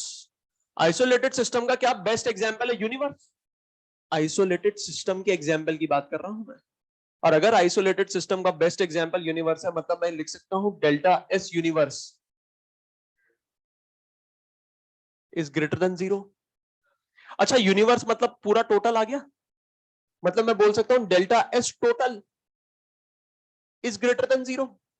अच्छा डेल्टा एस टोटल, ये टोटल में क्या क्या आ जाता है जरा बता दो ये भी? Delta S system plus delta S surrounding, अरे बुल ग्रेटर देन 0। ये बात समझ में आ रही है? और मुझे एक और बात बता दो, आइसोलेटेड सिस्टम के लिए ये तो है ही नहीं। क्यों नहीं है? क्योंकि सिस्टम और सराउंडिंग का इंटरेक्शन ही नहीं है। अगर सिस्टम और सराउंडिंग का इंटरेक्शन नहीं है मतलब इस पे तो कोई चेंज ही नजर नहीं आ रहा है।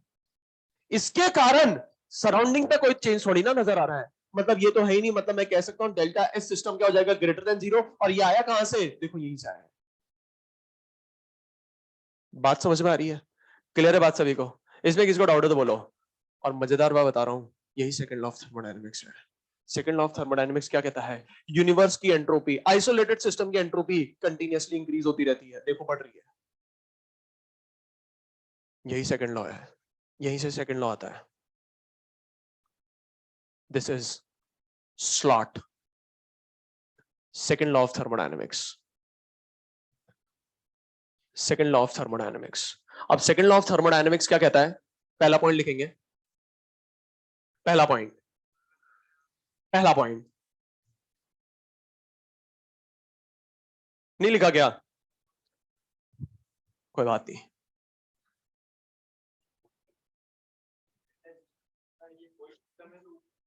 बिल्कुल वही सिस्टम है.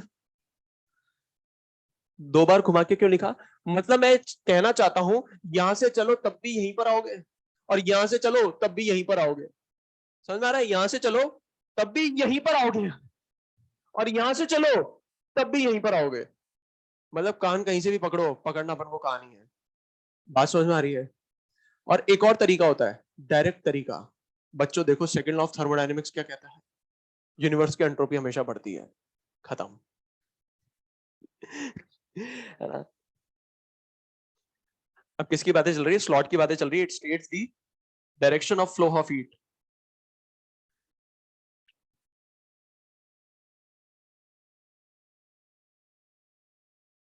किसकी बातें कर रहा हूं मैं? स्लॉट की बातें कर रहा हूं.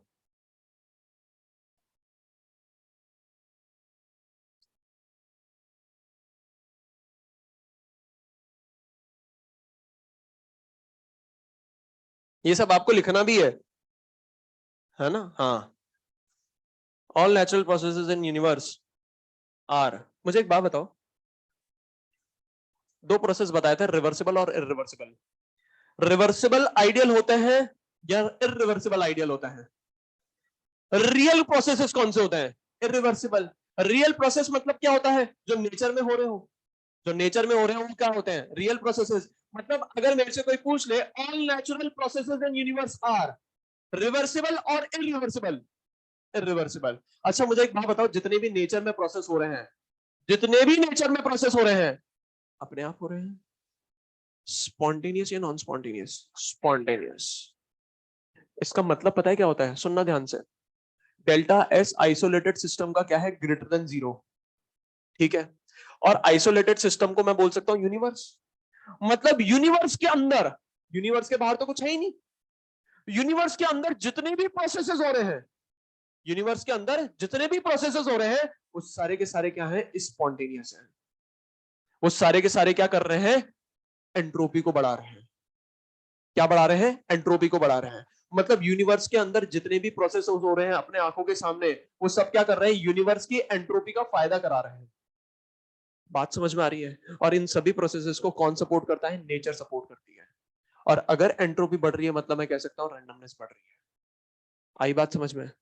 मतलब मैं कह सकता हूं यूनिवर्स में जितने भी प्रोसेसेस हो रहे हैं वो सारे क्या कर रहे हैं?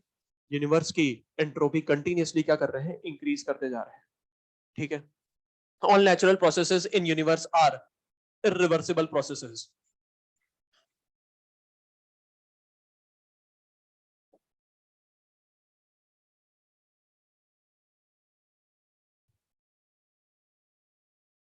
All natural processes are spontaneous processes. ठीक है. नेक्स्ट अगर मैं बात करूं,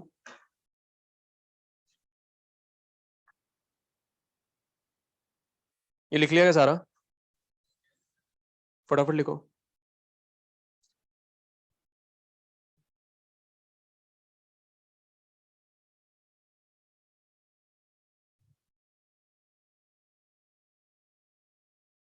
फॉर स्पॉन्टेनियस प्रोसेस,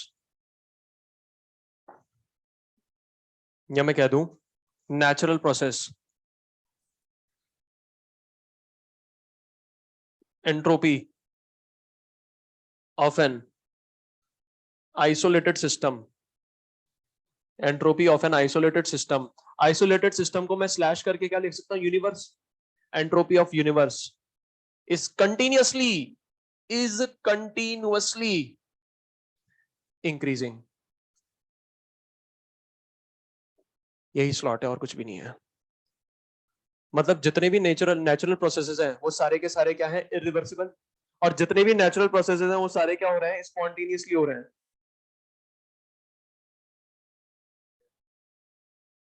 ये बात समझ में आ रही है? केस टू, केस टू क्या देखेंगे, अब इसको समझना। अब इधर देखो, यहां पर मैंने सेकंड लॉ किसकी मदद से निकाला, केस वन की मदद से निकाला, ठीक है। ये सेकंड लॉ आ चुका है, और लॉ आ चुका है मतलब मैं कह सकता हूं लॉ तो हर जगह वैलिड रहता है। लॉ क्या वैलिड रहेगा, हर जगह वैलिड रहेगा। अब अगर यहां पर लॉ वैलिड है आइसोलेटेड सिस्टम के लिए, मतलब मैं कह सकता हूं नॉन आइसोलेटेड सिस्टम के लिए भी वैलिड रहेगा। देख लें एक बार, है ना। वैसे तो जरूरत नहीं है दिखाने की, पर फिर भी देख लेते हैं, वरना कंफ्यूजन हो जाएगा। आप ऐसा सोचने लगोगे सिर्फ आइसोलेटेड सिस्टम के लिए ही सेकंड लॉ वैलिड है। नहीं, ऐसा नहीं होता। Case to,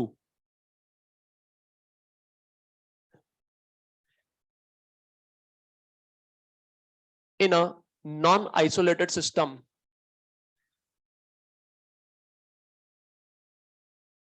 for a process to be, for a process to be spontaneous, पता है सेकंड लॉ क्या कहता है? सेकंड लॉ कहता है, सुन लो एक और बार, सेकंड लॉ क्या कहता है कि अगर प्रोसेस स्पॉन्टेनियस हो रहा है, अगर प्रोसेस स्पॉन्टेनियस हो रहा है मतलब यूनिवर्स को क्या हो रहा है, फायदा हो रहा है। किसका फायदा हो रहा है, एंट्रोपी का फायदा हो रहा है। ये कौन बोलता है, second law. Second law of thermodynamics क्या कहती है, सेकंड लॉ ऑफ थर्मोडायनेमिक्स कहती है कि अगर नॉन आइसोलेटेड सिस्टम में स्पॉन्टेनियस प्रोसेस हो रहा है, कैसा प्रोसेस हो रहा है, स्पॉन्टेनियस प्रोसेस हो रहा है। और अगर स्पॉन्टेनियस प्रोसेस हो रहा है मतलब यूनिवर्स की एंट्रोपी को क्या हो रहा है, फायदा हो रहा है। मतलब मैं कह सकता हूं delta S universe is greater than zero. और अगर delta S universe greater than zero है मतलब मैं कह सकता हूं delta S system plus delta S surrounding is greater than zero. बोल सकता हूं ऐसे। अच्छा, इसी को तो मैं डेल्टा एस टोटल बोलता हूं। इसको मैं और क्या बोल सकता हूं, डेल्टा एस टोटल भी तो बोल सकता हूं मैं। डेल्टा एस टोटल क्या हो जाएगा, ग्रेटर देन जीरो। ये कब वैलिड है, जब यूनिवर्स में क्या हो रहा हो, स्पॉन्टेनियस प्रोसेस हो रहा हो। ये बात समझ में आ रही है? ठीक है, तो मुझे एक और बात बता दो। नॉन आइसोलेटेड सिस्टम की बात चल रही थी, नॉन आइसोलेटेड सिस्टम में अपन ने क्या देखा, सिस्टम भी देखा है, सराउंडिंग भी देखा है। क्योंकि अगर सिस्टम आइसोलेटेड नहीं है, सिस्टम आइसोलेटेड नहीं है मतलब सिस्टम और सराउंडिंग एक दूसरे के साथ इंटरेक्ट कर रहे हैं। ये बात समझ में आ रही है? अब भले ही ये कैसे भी इंटरेक्ट करें, इनका जो समेशन होना चाहिए वो ग्रेटर देन जीरो होना चाहिए, तभी जाके जो सिस्टम है वो स्पॉन्टेनियस प्रोसेस कर पाएगा। पर अगर मैं आइसोलेटेड सिस्टम की बात करूं तो आइसोलेटेड सिस्टम में सिस्टम और सराउंडिंग के बीच में कोई इंटरेक्शन नहीं है, तो ये तो खत्म हो जाती है टर्म। अब अगर स्पॉन्टेनियस प्रोसेस कराना है तो इसको ग्रेटर देन जीरो होना पड़ेगा। ये बात समझ में आ रही है? क्लियर है बात सभी को? ठीक है, case three,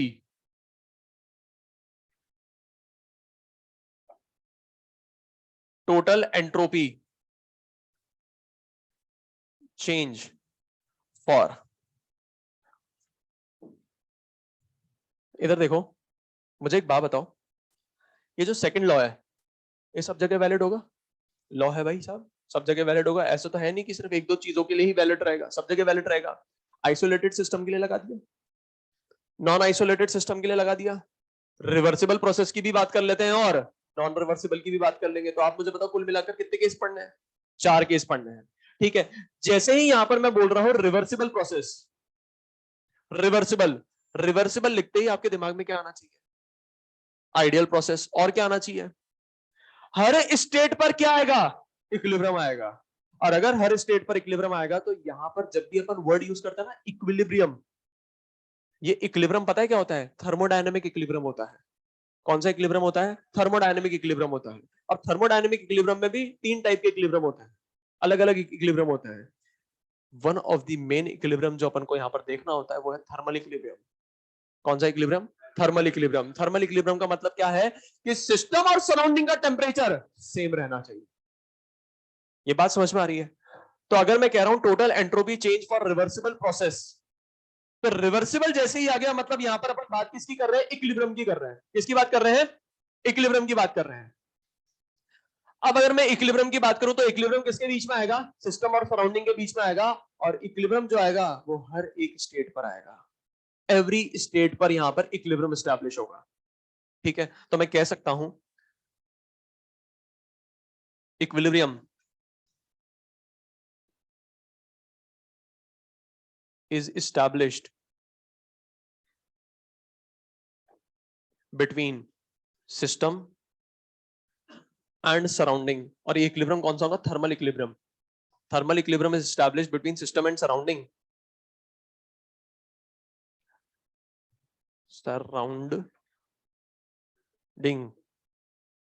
at every stage. At every stage. यहां पे ऐसे कह दो at every state. Thermal equilibrium established between system and surrounding at every state. तो रिवर्सिबल प्रोसेस का मतलब क्या होगा? इक्विलिब्रियम आएगा, है ना. अब इसको अपन एग्जांपल की मदद से समझते हैं. समझना इसको. यहां पर मान लो कोई सिस्टम है, ये कोई सिस्टम है, ठीक है. इस सिस्टम का टेम्परेचर है T, तो इसका सराउंडिंग ये हो जाएगा, ठीक है. इसका सराउंडिंग क्या हो जाएगा? सराउंडिंग हो जाएगा. अब अगर रिवर्सिबल प्रोसेस कराने जा रहा हूं, मतलब सिस्टम और सराउंडिंग के बीच में थर्मल इक्विलिब्रियम होगा, मतलब मैं कह सकता हूं सराउंडिंग का टेम्परेचर भी क्या होगा? T होगा. ये बात समझ में आ रही है? ठीक है. अब मैंने क्या करा? यहां पर मैंने हीट का फ्लो कराया. कहां से कहां तक? सिस्टम से सराउंडिंग. तो अगर मैं हीट का फ्लो करा रहा हूं सिस्टम से सराउंडिंग, तो आप मुझे बताओ, अगर सिस्टम हीट क्या कर रहा है? रिलीज कर रहा है, मतलब सिस्टम को कितना नुकसान होगा हीट का? क्यू. और फायदा कितना होगा सराउंडिंग को? क्यू. ये बात समझ में आती है? तो मैं बोल देता हूं कि सिस्टम को नुकसान कितना हुआ? क्यू का.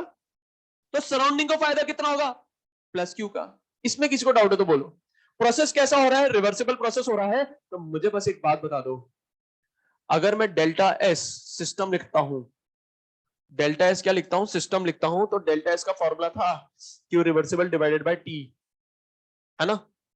और टी क्या होता है?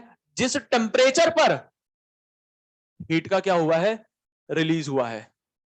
टी क्या होता है? जिस टेम्परेचर पर हीट का क्या हुआ है? एब्जॉर्प्शन हुआ है. मतलब मैं कह सकता हूं डेल्टा एस सिस्टम क्या हो जाएगा? Minus Q divided by T. T temperature पे हीट रिलीज करी ना. अच्छा, इसने किस टेम्परेचर पे हीट एक्सेप्ट करी? टी टेम्परेचर पर. मतलब मैं कह सकता हूं डेल्टा एस सराउंडिंग क्या हो जाएगा? ये हो जाएगा plus Q divided by T. अरे यही होगा. अच्छा मुझे बताओ, यहां पर माइनस क्यू हुआ है, यहां पे क्या हुआ है? प्लस क्यू हुआ है. तो क्या मैं यहां पर टोटल कैलकुलेट कर सकता हूं? है ना. Delta S total. Delta S total किसके बराबर होता है? Delta S system plus delta S surrounding. जब इसको मैं कैलकुलेट करूंगा तो ये कितना आ जाएगा? Minus Q by T plus Q by T is equal to 0. मतलब मैं कह सकता हूं delta S total is equal to 0. ये 0 किसके लिए होता है? Reversible process. सुनते जाना. Equilibrium process. एक और सुनो. एक और क्या बोल सकता हूं बताओ आप ही फटाफट. आइडियल रिवर्सिबल में आ गया, पागल मत बनाओ. और बताओ. Phase transition. Phase transition are equilibrium processes. अब एग्जामिनर पता है बहुत चालाक और शातिर है, वो पता है क्या करेगा? आपको फेज ट्रांजिशन वाली रिएक्शन दे देगा, ठीक है. फेज ट्रांजिशन वाली रिएक्शन दे दी और आपको बोल दिया कि आप क्या कैलकुलेट करो? चेंज इन एंट्रोपी कैलकुलेट करो, सिस्टम की और सराउंडिंग की. अब सिस्टम की तो अपन कैलकुलेट कर सकते हैं. फेज ट्रांजिशन वाली रिएक्शन दे रखी है, मतलब कैसे कैलकुलेट करूंगा? डेल्टा एच बाय टी करके आ जाएगा. डेल्टा एच सिस्टम आएगा. मगर अब फेज ट्रांजिशन आपको पता होना चाहिए क्या आता है? इक्विलिब्रियम होता है. और इक्विलिब्रियम है मतलब रिवर्सिबल है. रिवर्सिबल है मतलब जो आप डेल्टा एस सिस्टम निकाल के बैठे हो वही क्या हो जाएगा? Magnitude wise delta S surrounding हो जाएगा. और अगर विद साइन पुट करना है तो माइनस लगा देना. सिस्टम और सराउंडिंग मैग्नीट्यूड सेम होता है, बस साइन का चेंज होता है. बात समझ में आ रही है? एक और तरीके से क्वेश्चन पूछ सकते हैं, सुनते रहना. सपोज करो कोई केमिकल रिएक्शन दे दी, उसका आप डेल्टा एस निकाल सकते हो. कैसे निकालोगे डेल्टा एस? मान लो आपको जो केमिकल रिएक्शन दी है वो आइसोथर्मल प्रोसेस के लिए दे दी, और याद करो आइसोथर्मल प्रोसेस के लिए अपन डेल्टा एस का फॉर्मूला क्या लिखते हैं? NR ln P1 by P2. निकाल लोगे डेल्टा एस सिस्टम. एक बार डेल्टा एस सिस्टम निकल गया तो डेल्टा एस सराउंडिंग आ जाएगा. गिवन दैट रिवर्सिबल रिएक्शन होनी चाहिए, वो मेंशन करना चाहिए. रिवर्सिबल रिएक्शन है, रिवर्सिबल प्रोसेस है, रिवर्सिबल आइसोथर्मल लिख दिया ना तो उसी में काम खत्म हो जाएगा.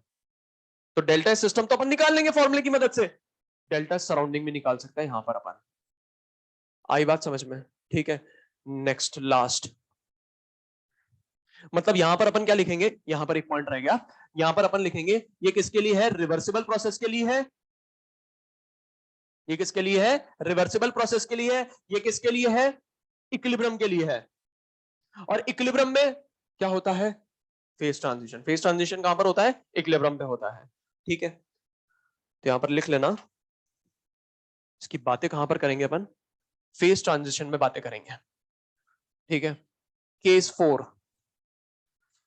अब केस 4 बता सकते हो क्या होगा, अगर केस 3 रिवर्सिबल था तो अपना खुफिया दिमाग लगाओ, केस 4 हो जाएगा Churchill entropy change for irreversible process.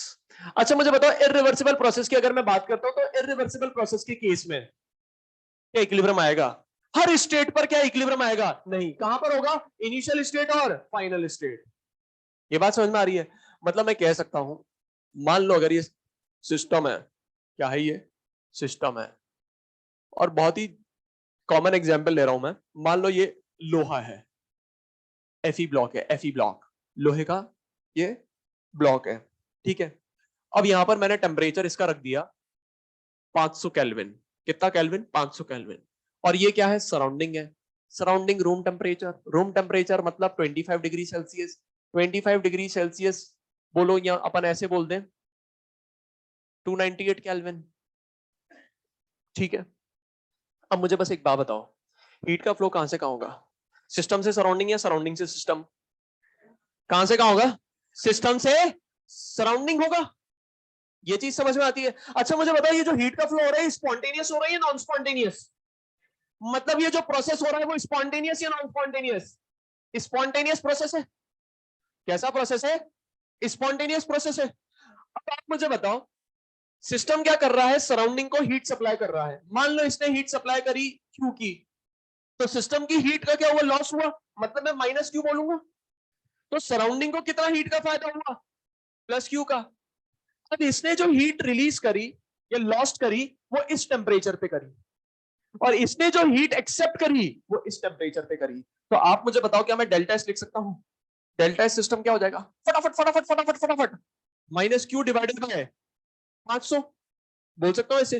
अच्छा मुझे एक बात बताओ, इसको मैं ऐसे लिख दूं थोड़ी देर के लिए, T1 हो गया और ये T2 हो गया, है ना, तो minus Q divided by T1, delta S surrounding, इसको बोल सकता हूं प्लस क्यू डिवाइडेड बाय चीचू, बोल सकता हूं ना ऐसे, चीचू। तब आप मुझे बताओ, टोटल निकाल लो एक बार, पर मुझे एक बात बताओ, टोटल अभी मैं नहीं निकाल रहा, मुझे तो बस एक बात बताओ, स्पॉन्टेनियस प्रोसेस, और अगर ये स्पॉन्टेनियस है तो आप मुझे बताओ यूनिवर्स की एंट्रोपी जो होगी या डेल्टा एस टोटल होगा वो ग्रेटर देन जीरो आना चाहिए। एक बार प्रूव करके देख ले, delta S total greater than zero आ भी रहा है या नहीं आ रहा है, और अगर नहीं आ रहा हो, अगर नहीं आया तो अपन को नोबेल प्राइज मिल जाएगा, सही कह रहे हैं, क्योंकि अपन ये बता देंगे कि सेकंड लॉ गलत है। देख लें एक बार, चेक कर लें, प्रे करो आप, सही आए या गलत आए, गलत आए, बहुत बढ़िया, शाबाश,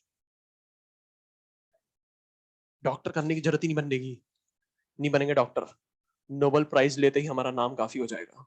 मुझे एक बात बताओ, delta S system plus delta S surrounding कर लूं मैं, delta S system plus delta S surrounding क्या हो जाएगा, minus Q divided by G1 plus Q divided by G2, अरे यही होगा। अच्छा इस दोनों का समेशन में बोल सकता हूं डेल्टा एस चोचल।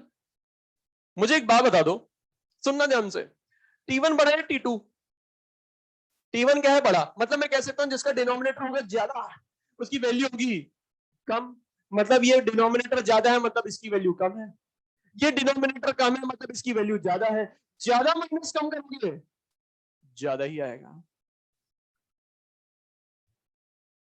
इतनों से चूक गए हम, कोई बात नहीं, डेल्टा एस टोटल क्या हो जाएगा, ग्रेटर देन जीरो, और देखो स्पॉन्टेनियस प्रोसेस, यूनिवर्स की एंट्रोपी बढ़ रही है।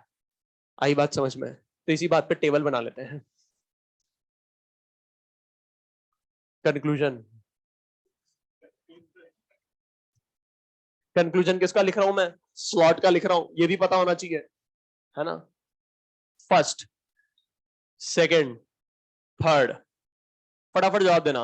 अगर डेल्टा एस टोटल, अगर delta S total greater than zero, delta S total less than zero और delta S total equal to zero, तो मुझे एक बात बता दो, डेल्टा एस टोटल जीरो के बराबर है मतलब प्रोसेस कैसा होगा, रिवर्सिबल या इरिवर्सिबल? रिवर्सिबल। मतलब मैं कह सकता हूं ये प्रोसेस जो है, ये जो प्रोसेस है कैसा है, रिवर्सिबल प्रोसेस है। और कौन सी कंडीशन अटेन हो गई, इक्विलिब्रियम स्टेट, इक्विलिब्रियम कंडीशन, मतलब system is at equilibrium, system is at equilibrium. ठीक है, अच्छा मुझे एक बात बताओ, delta S total greater than zero, delta S total greater than zero मतलब प्रोसेस जो होगा वो क्या होगा, स्पॉन्टेनियस प्रोसेस होगा। अच्छा मुझे पता स्पॉन्टेनियस हो रहा है मतलब रिवर्सिबल या इरिवर्सिबल? Irreversible, spontaneous process. हाँ सही कह रहे हो, जितने भी नेचुरल प्रोसेसेस होते हैं वो सारे क्या होते हैं, स्पॉन्टेनियस होते हैं, और वही सारे क्या होते हैं, इरिवर्सिबल होते हैं। अच्छा रुको एक मिनट, ये इरिवर्सिबल प्रोसेस लिखा है ना, एक काम करना यहां पर लिख देना नेचुरल प्रोसेसेस, सारे नाम लिख देते हैं इसके, नेचुरल प्रोसेसेस, या मैं कह दूं स्पॉन्टेनियस प्रोसेसेस।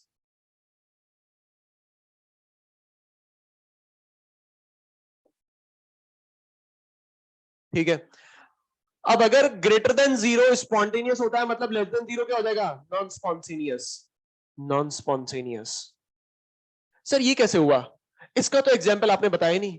अरे यार कॉमन सेंस लगाओ, सुनना ध्यान से, सुन लो एक बार।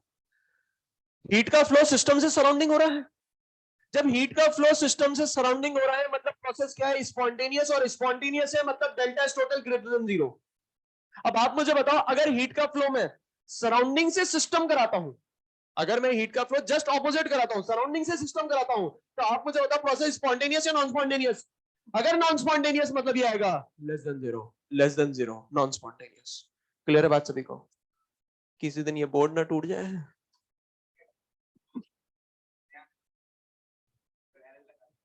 जो नया लगेगा ना वो कुछ कट के लगेगा फिर, इसको मिटा रहा हूं मैं पूरा। थ्योरेटिकल क्वेश्चन यहां से पूछता है, एक क्वेश्चन पूछ लूं मैं आपसे, मॉड्यूल खोलो फटाफट। उनको लग रहा है कुछ काम की बात बता रहे हैं, मैं गलत टाइम पर उठ गया। फटाफट मॉड्यूल।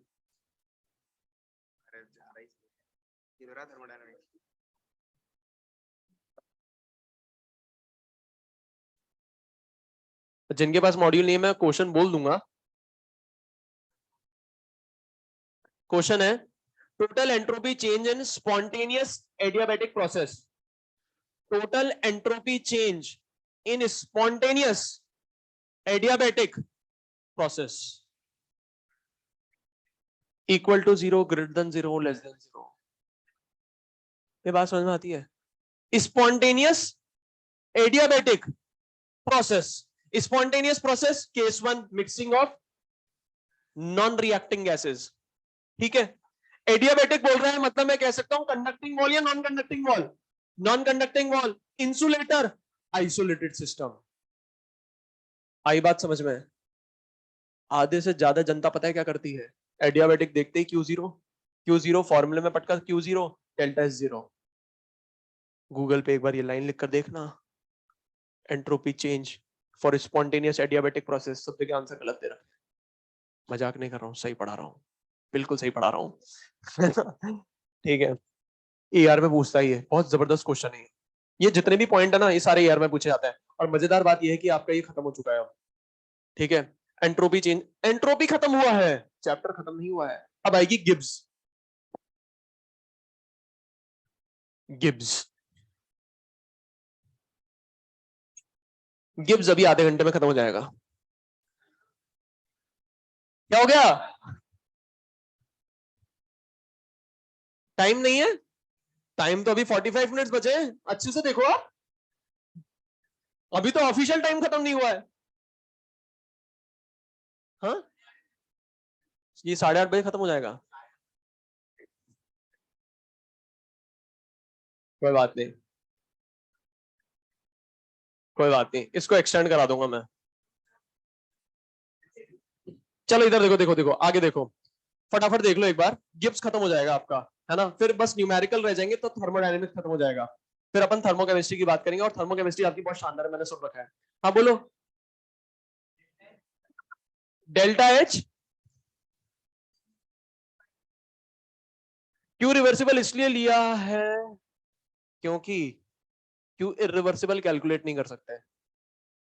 अब क्यों नहीं कैलकुलेट कर सकते, वो इसलिए नहीं कैलकुलेट कर सकते, मुझे एक बात बताओ, जब भी अपन कंप्रेशन एक्सपेंशन की बात कर रहे हैं, तो सबसे पहले अपन ने आइडियल कंडीशन क्या लेकर ले ली अपन ने, कि मासलेस फ्रिक्शनलेस पिस्टन है। मासलेस फ्रिक्शनलेस पिस्टन क्या रियल लाइफ में एग्जिस्ट करेगा? अब रियल लाइफ में अगर कैलकुलेशन करने जाऊंगा मैं, रियल लाइफ में अगर मैं कैलकुलेशन करने जाऊंगा, तो मेरे से तो कैलकुलेशन ही नहीं हो पाएगी। तो कम से कम एक अपन थोड़ा सा आइडिया तो निकाल लें। क्यों रिवर्सिबल की मदद से अपन एक अप्रॉक्स आइडिया निकाल रहे हैं, एग्जैक्ट आंसर नहीं आते हैं, एक अप्रॉक्स आइडिया निकालते हैं। इसको आप ऐसे समझ सकते हो कि जब भी आप गाड़ी खरीदने जाते हैं, तो गाड़ी खरीदने जब भी अपन जाते हैं, तो कंपनी क्लेम करती है कि ये जो गाड़ी है, ये 20 किलोमीटर प्रति लीटर आपको एवरेज देगी। अब ये इन्होंने एवरेज कैसे कैलकुलेट करा होता है? आइडियल कंडीशन पर। आइडियल कंडीशन क्या हो गई कि पेट्रोल की डीजल की टंकी बिल्कुल फुल टकाटक भरी पड़ी है, जो टायर का प्रेशर है वो भी जबरदस्त है, ऐसे नहीं कि एवरेज वो कैलकुलेट कर रहे हैं खड्डे में या बम्पर टू बम्पर ट्रैफिक में, खाली रोड पे, और टकाटक रोड है, मस्त शानदार सीसी रोड है, और बिल्कुल एवरेज स्पीड, मतलब मान के चलो जिस जिस स्पीड पर मैक्सिमम एवरेज आएगा ना, वही कंटिन्यूअसली चल रही है, मतलब 80-90 के आसपास गाड़ी कंटिन्यूअसली चल रही है। तो आप मुझे बताओ 20 आएगा नहीं आएगा? आएगा। पर अगर मैं रियल लाइफ में कैलकुलेट करने जाऊंगा, तो ये तो फ्लक्चुएट होता रहेगा ना यार। मतलब कम से कम मुझे क्या चाहिए था, एक एवरेज आइडिया चाहिए था, थोड़ा भी मुझे एक वैल्यू चाहिए थी, मुझे कम से कम कुछ वैल्यू तो मिले, वरना तो वैल्यू मिलेगी ना ना। रियल लाइफ में अगर मैं टेस्ट करने जाऊंगा तो कोई पर्टिकुलर वैल्यू ही नहीं मिलेगी। तो क्यों रिवर्सिबल इसलिए लेता है कि कम से कम अपन को कुछ आइडिया तो मिल जाए। हाँ, फिर अपन कह सकते हैं रिवर्सिबल के लिए आसपास की वैल्यू होगी। कंपनी क्लेम करती है 20, तो हाँ ये समझ में आता है कि 5-7 कम कर दो आप, है ना, तो कम से कम ये आइडिया मिल जाए, इसलिए क्यों रिवर्सिबल। और जब 5-7 कम होता है तो हाँ अरे भाई साहब बहुत जबरदस्त एक्सपीरियंस की तो बात ही मत करो आप, बहुत जबरदस्त एक्सपीरियंस है मुझे।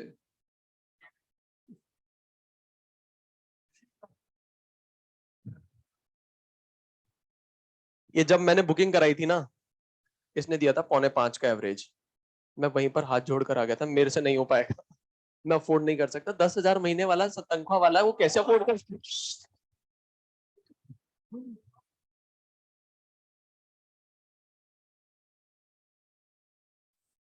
कहां से अफोर्ड कर सकता है ये गाड़ियां? ये गाड़ी मैंने बुक कराई थी पिछले दिवाली, और अब आई है जुलाई में। पहले पेट्रोल कराई थी, फिर नहीं नहीं नहीं, मेरी मेरी गाड़ी भी आ चुकी थी धनतेरस के दिन, पर मैंने मना कर दिया, मुझे पेट्रोल नहीं चाहिए, मैं नहीं अफोर्ड कर सकता, मैं डीजल चाहिए। फिर डीजल की जुगाड़ उगाड़ से बुकिंग कराई, क्योंकि जब मैं डीजल बुक कराने गया था 2.5 लाख महंगी हो चुकी थी तब तक गाड़ी, अभी 3.25 लाख महंगी हो चुकी है ना। तो फिर थोड़ा बहुत जुगाड़ लुगाड़ लगा लुगू कर बुकिंग कराई, थोड़ा टाइम लग गया, पर आ गई, है ना। पेट्रोल का बहुत भयंकर एवरेज है, मैं देख भी नहीं सकता, 7-8 का एवरेज देती है, कांट अफोर्ड। इधर देखो, गिव्स एनर्जी, अरे इधर ध्यान देते हैं फटाफट, फिर एक्स्ट्रा क्लास और खींचनी पड़ेगी। ये किसने पैराग्राफ ले लिया sir? If we consider the food made in photosynthesis. हाँ अब इधर देखो, सुनो इधर, गिब्स एनर्जी की बात करूं तो गिब्स एनर्जी का एक जगह मैं नाम ले चुका हूं, है ना। अगर स्पॉन्टेनिटी के बारे में पता करना है, और जब डेल्टा एच और डेल्टा एस एक दूसरे के आंसर को अपोज करे, तो परिस्थिति पे आंसर डिपेंड करेगा, और परिस्थिति मतलब टेम्परेचर जब आएगा, और जब टेम्परेचर आएगा मतलब ये गिब्स आ चुका होगा। ठीक है, अब अगर मैं गिब्स एनर्जी की बात करूं तो इसमें एक लाइन लिखना, it is the capacity of a system to do useful work. फटाफट लिखना फटाफट, it is the capacity of a system to do useful work, it is the capacity of a system to do useful work. अब ये useful work क्या होता है? क्या sir कोई वर्क यूजलेस भी होता है जो यूजफुल लिखवाया आपने? हाँ बिल्कुल, यूजलेस वर्क भी होता है और एक यूजफुल वर्क भी होता है। सर एक बात बताओ, ये यूजलेस वर्क कौन सा होता है? यूजलेस वर्क अपन कराते आ रहे हैं पूरे चैप्टर में। क्या मान लो पिस्टन सिलेंडर सिस्टम है, उसमें मैंने आइडियल गैस भर दी, पिस्टन सिलेंडर सिस्टम में मैंने क्या भर दी, आइडियल गैस। अब ये क्या कर रही है, कंप्रेशन एक्सपेंशन कंप्रेशन एक्सपेंशन। ये यूजलेस वर्क है। कुछ हो रहा है क्या इससे, अपन को कुछ थोड़ा मिल रहा है। यहाँ पर क्या हो रहा है, compression expansion compression expansion. Compression expansion वाला जो वर्क होता है वो यूजलेस वर्क होता है। ये बात समझ में आ रही है। कंप्रेशन एक्सपेंशन वाला वर्क क्या होता है, यूजलेस वर्क होता है, अपने कोई काम का नहीं होता।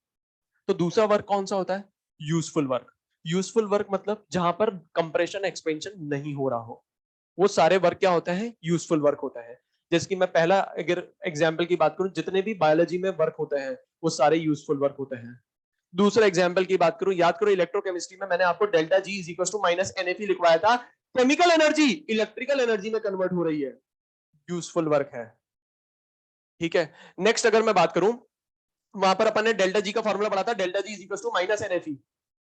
ठीक है, delta G is equal to minus NF। System अगर वर्क करेगा तो उसकी फ्री एनर्जी में डिक्रीमेंट नजर आएगा, ऐसा बताया था मैंने। ठीक है, अगर मैं केमिकल इक्विलिब्रियम की बात करूं तो केमिकल इक्विलिब्रियम स्टेट अटेन करने के लिए जितना वर्क करना होता है वो भी यूजफुल वर्क होता है। केमिकल इक्विलिब्रियम कंडीशन अटेन करने के लिए जितना भी सिस्टम को वर्क करना होता है वो सारा क्या होता है, यूजफुल वर्क होता है। और ये डेल्टा जी भी आता है नेगेटिव में। अब ये कितना आता है ये मैं आज बता दूंगा आपको। बात समझ में आ रही है। ठीक है, वैसे आपको फॉर्मूला याद होगा, delta G is equal to delta G not plus RT ln के, है ना, वहां से आ जाएगा। ठीक है, मतलब यूजफुल वर्क कहां कहां देख लिया, एक तो बायोलॉजिकल प्रोसेसेस में देख लिया, एक अपन ने इलेक्ट्रोकेमिस्ट्री में देख लिया, एक केमिकल इक्विलिब्रियम में देख लिया, और लास्ट अगर मैं यहां पर बात करूं,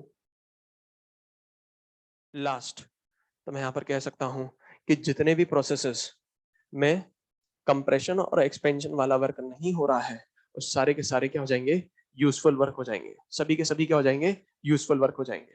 ठीक है, अब अगर मैं यहां पर बात करूं आपसे गिब्स के बारे में, तो गिब्स फ्री एनर्जी क्या बताती है, it is the capacity of the system to do useful work. लिखवाई लाइन मैंने आपको, it is the capacity of a system to do useful work. ठीक है, अब याद करो मैंने आपको बताया था जो टोटल एनर्जी होती है, टोटल एनर्जी किसके बराबर होगी, E के बराबर होगी या H के बराबर होगी, E या H, H। क्योंकि H में क्या आता है, E तो आता ही आता है, प्लस प्रेशर वॉल्यूम वर्क भी आ जाता है ना। अब वो प्रेशर वॉल्यूम मैंने बहुत अच्छे से समझाया था आपको, है ना।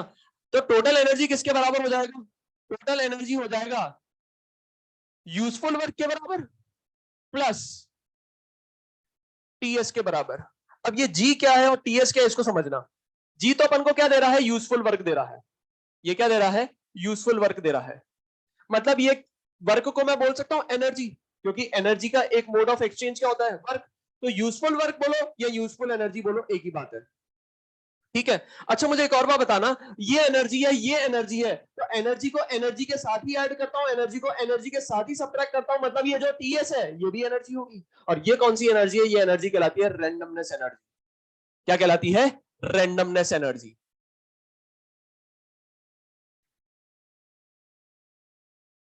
और इसको अगर आप चाहो तो बोल सकते हो यूजलेस एनर्जी। यूजलेस एनर्जी क्यों बोला, सुनना ध्यान से।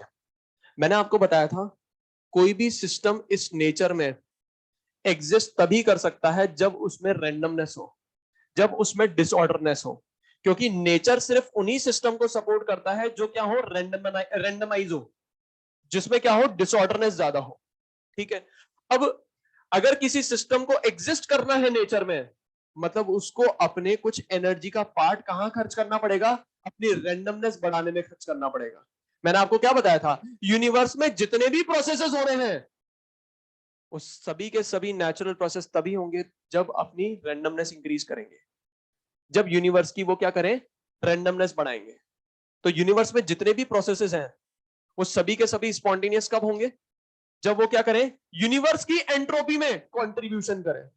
तभी जाके यूनिवर्स उन प्रोसेसेस को क्या करेगा, सपोर्ट करेगा, तभी जाके नेचर उन प्रोसेसेस को सपोर्ट करेगा। अगर कोई सिस्टम है उसका अपना एग्जिस्टेंस रखना है, उसको एग्जिस्ट होना है, तो उसको एग्जिस्ट होने के लिए अपनी कुछ ना कुछ एनर्जी कहां पर खर्च करनी पड़ेगी, रैंडमनेस पे खर्च करनी पड़ेगी। ये बात समझ में आ रही है, मतलब ये तो क्या हो गई, यूजलेस एनर्जी हो गई। इसके बाद जो एनर्जी बचेगी वो यूजफुल वर्क में काम होगी, वो यूजफुल वर्क में काम आएगी। ये बात समझ में आ रही है। अब मुझे एक बात बताना, अगर मैं यूजफुल वर्क की बात करूं तो मैं यूजफुल वर्क यहां से निकाल सकता हूं। यूजफुल वर्क क्या हो जाएगा, G is equal to total energy minus useless energy, total energy minus useless energy is equals to useful energy, बोल सकता हूं ऐसे। ठीक है, तो मुझे एक बात बताना है यहां पर अगर मैं आपसे बोलूं ये जी क्या हो जाएगा, गिब्स एनर्जी, और इसको अपन बहुत जगह गिब्स फ्री एनर्जी भी बोलते हैं। ठीक है, एच क्या हो जाएगा, मुझे बता सकते हैं जी किसने दिया है, गिब्स ने दिया होगा, बाय डिफॉल्ट कॉमन सेंस लगाए तो नाम क्या है, गिब्स एनर्जी है, दिया किसने होगा, गिब्स ने दिया होगा, हर्षल गिब्स ने नहीं दिया है, ये गिब्स ने दिया है ना। अगर एच की बात करूं, एच क्या होगा, एंथैल्पी ऑफ सिस्टम, टी क्या हो जाएगा, तापमान, मान न मान मैं हूं तापमान, एस क्या हो जाएगा, entropy of system.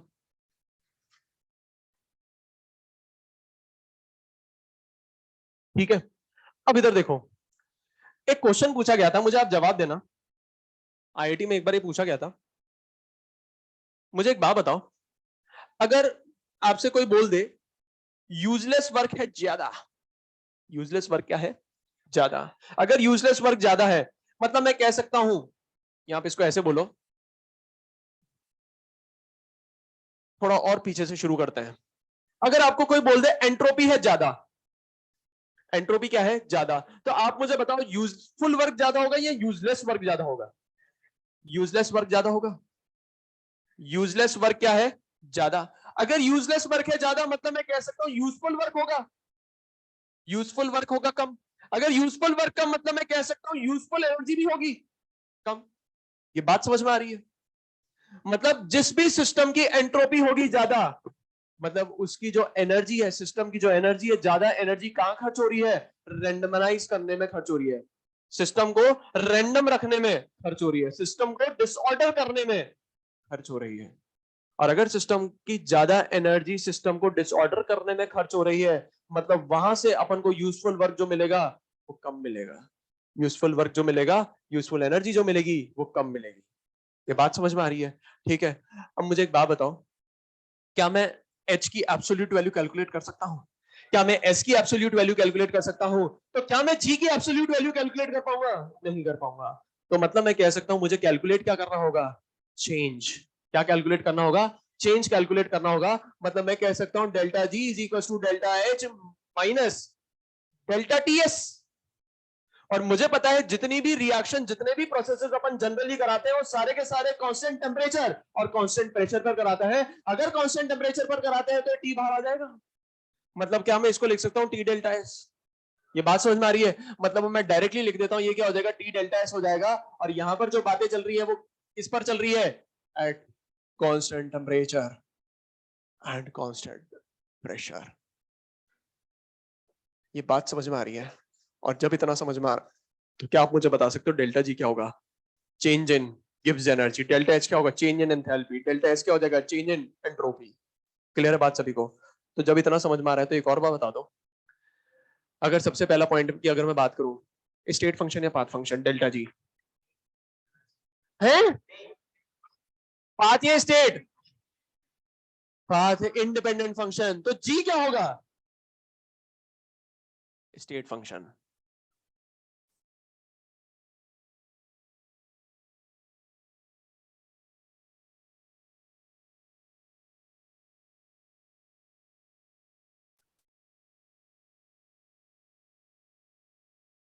Gibbs energy state function, अच्छा मुझे बताओ गिब्स एनर्जी एक्सटेंसिव प्रॉप या इंटेंसिव प्रॉप, एक्सटेंसिव प्रॉपर्टी,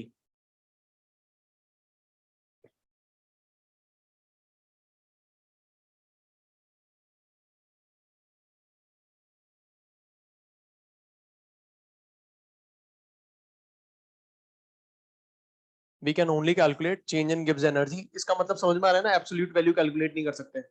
ठीक है, और फोर्थ पॉइंट मुझे एक बात बता दो, अगर साइक्लिक प्रोसेस है तो डेल्टा जी की वैल्यू क्या हो जाएगी, zero for cyclic process, delta G क्या हो जाएगा, जीरो हो जाएगा, डेल्टा जी क्या हो जाएगा, जीरो हो जाएगा।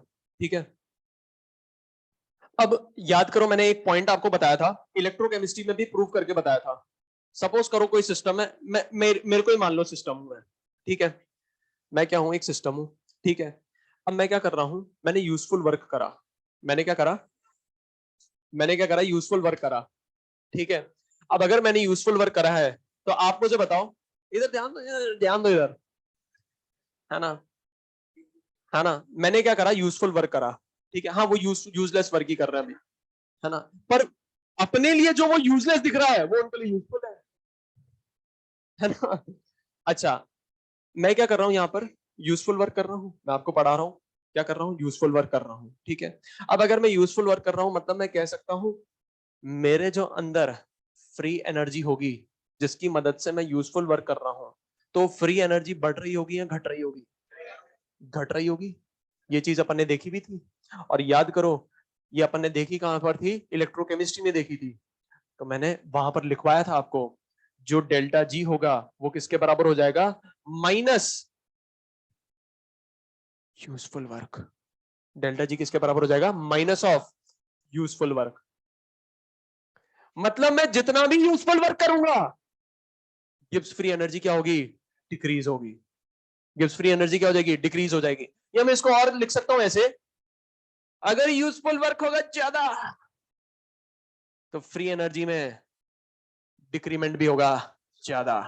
ये बात समझ में आ रही है, क्लियर है बात सभी को, ठीक है। अच्छा सर एक बात बता दो, अब इसी बात पर एक बात बताओ मुझे, लास्ट क्लास में आपने डेल्टा जी वाला फैक्टर इंट्रोड्यूस करा था, और डेल्टा जी वाले फैक्टर में आपने बोला था कि ये जो डेल्टा एच है ये भी स्पॉन्टेनिटी के बारे में कमेंट करता है, डेल्टा एस भी स्पॉन्टेनिटी के बारे में कमेंट करता है। और जब इन दोनों के बीच में लड़ाई हो जाए, अगर जब दोनों एक दूसरे को सेटिस्फाई कर रहे हैं, ये भी कह रहा है प्रोसेस है जो गिवन प्रोसेस है वो स्पॉन्टेनियस, ये भी कह रहा है जो गिवन प्रोसेस है वो भी स्पॉन्टेनियस, तो प्रोसेस क्या निकल कर आएगा, स्पॉन्टेनियस। ये कह रहा है गिवन प्रोसेस नॉन स्पॉन्टेनियस, ये कह रहा है गिवन प्रोसेस नॉन स्पॉन्टेनियस, तो प्रोसेस क्या निकल कर आएगा, नॉन स्पॉन्टेनियस। पर किसी दिन इसने बोल दिया प्रोसेस है स्पॉन्टेनियस और इसने बोल दिया प्रोसेस है नॉन स्पॉन्टेनियस, फिर कौन डिसाइड करेगा, परिस्थितियां, टेम्परेचर। और जैसे टेम्परेचर आएगा तो एक नया फैक्टर आ जाएगा, रिजल्टेंट फैक्टर आ जाएगा डेल्टा जी। ये बात समझ में आ रही है, ठीक है। तो यहां पर मैं लिखूंगा डेल्टा एच जो है ये क्या बताता है, minimization energy, minimization of energy के बारे में बताता है। और डेल्टा एस किसके बारे में बताता है, अगर प्रोसेस को मुझे स्पॉन्टेनियस कराना है, मतलब मैक्सिमाइजेशन ऑफ रैंडमनेस,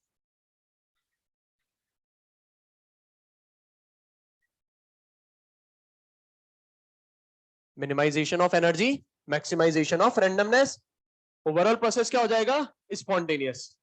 अब मुझे एक बात बताओ, सुनना ध्यान से, बहुत काम की बात है। जब स्पॉन्टेनिटी के बारे में डेल्टा एस कमेंट कर पा रहा था, करा था क्या, क्या कभी स्पॉन्टेनिटी के बारे में डेल्टा एस ने कमेंट करा था, हाँ करा था, अभी टेबल बनाई थी। डेल्टा एस टोटल बताता स्पॉन्टेनिटी के बारे में या डेल्टा एस सिस्टम बताता था स्पॉन्टेनिटी के बारे में, टोटल बताता था, टोटल, सिस्टम नहीं बताता था, टोटल बताता था। तो जब डेल्टा एस टोटल की मदद से अपन स्पॉन्टेनिटी कैलकुलेट कर पा रहे हैं, डेल्टा एस टोटल की मदद से अपन नॉन स्पॉन्टेनियस प्रोसेस भी पता लगा पा रहे हैं, और डेल्टा एस टोटल की मदद से अपन इक्विलिब्रियम स्टेट भी पता लगा पा रहे हैं, तो फिर इसकी जरूरत क्यों पड़ी, डेल्टा एस सराउंडिंग क्यों नहीं पता है, क्यों नहीं पता है, पता है, पर उसको पता लगाना बहुत मुश्किल है, उसको पता लगाना बहुत मुश्किल है। पता है, कैलकुलेट कर सकते हैं, उसकी भी कोई वैल्यू है, पर उसको पता लगाना बहुत मुश्किल है।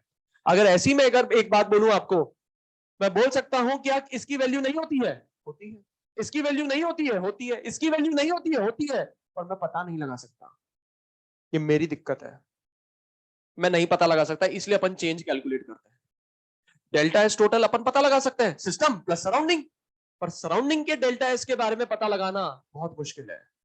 इसलिए अपन एंट्रोपी फैक्टर नहीं कंसिडर करते हैं जब भी स्पॉन्टेनिटी के बारे में बताते हैं, अपन कंसिडर करते हैं गिब्स एनर्जी।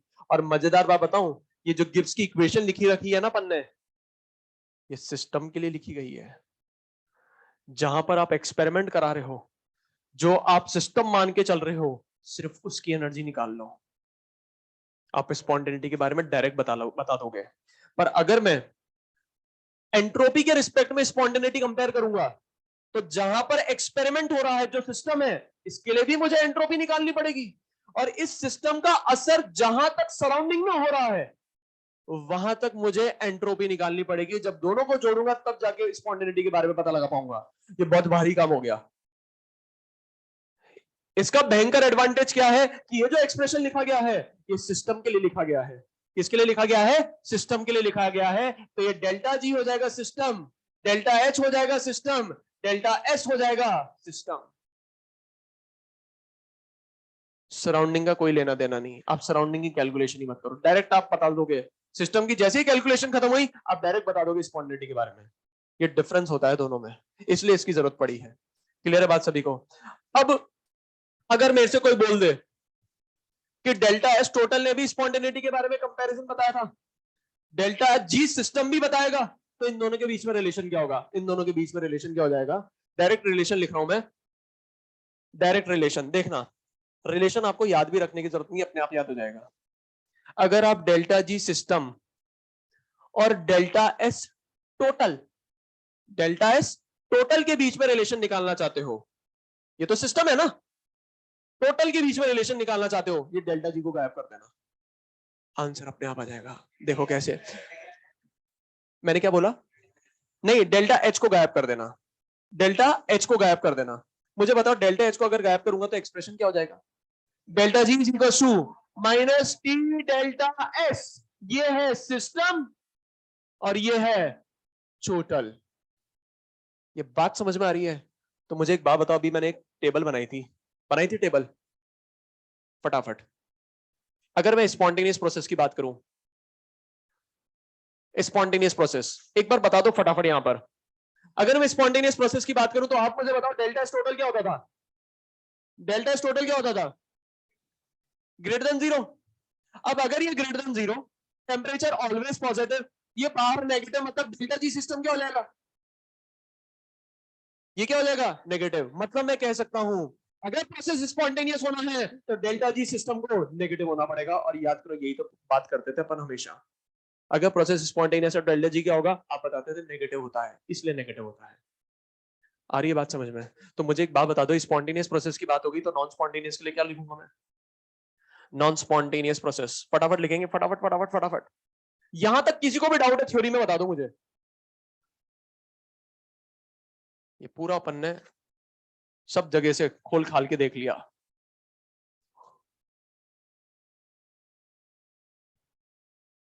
मुझे तो बस एक बात बता दो, at equilibrium, at equilibrium delta S total क्या होता है? जीरो होता है। अगर डेल्टा एस टोटल है जीरो तो डेल्टा जी सिस्टम भी होगा जीरो। ये बात समझ में आ रही है? इसमें किसको डाउट है तो बोलो, किसी को भी कहीं भी थ्योरी पीछे। हेलो, समझ में आ रहा है ना? हाँ ठीक है।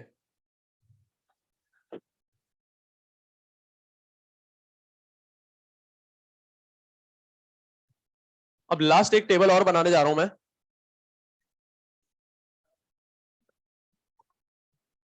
सुनते जाना। Delta G is equal to delta H minus T delta S. ये क्या है? सिस्टम। ये भी है सिस्टम और ये भी है सिस्टम।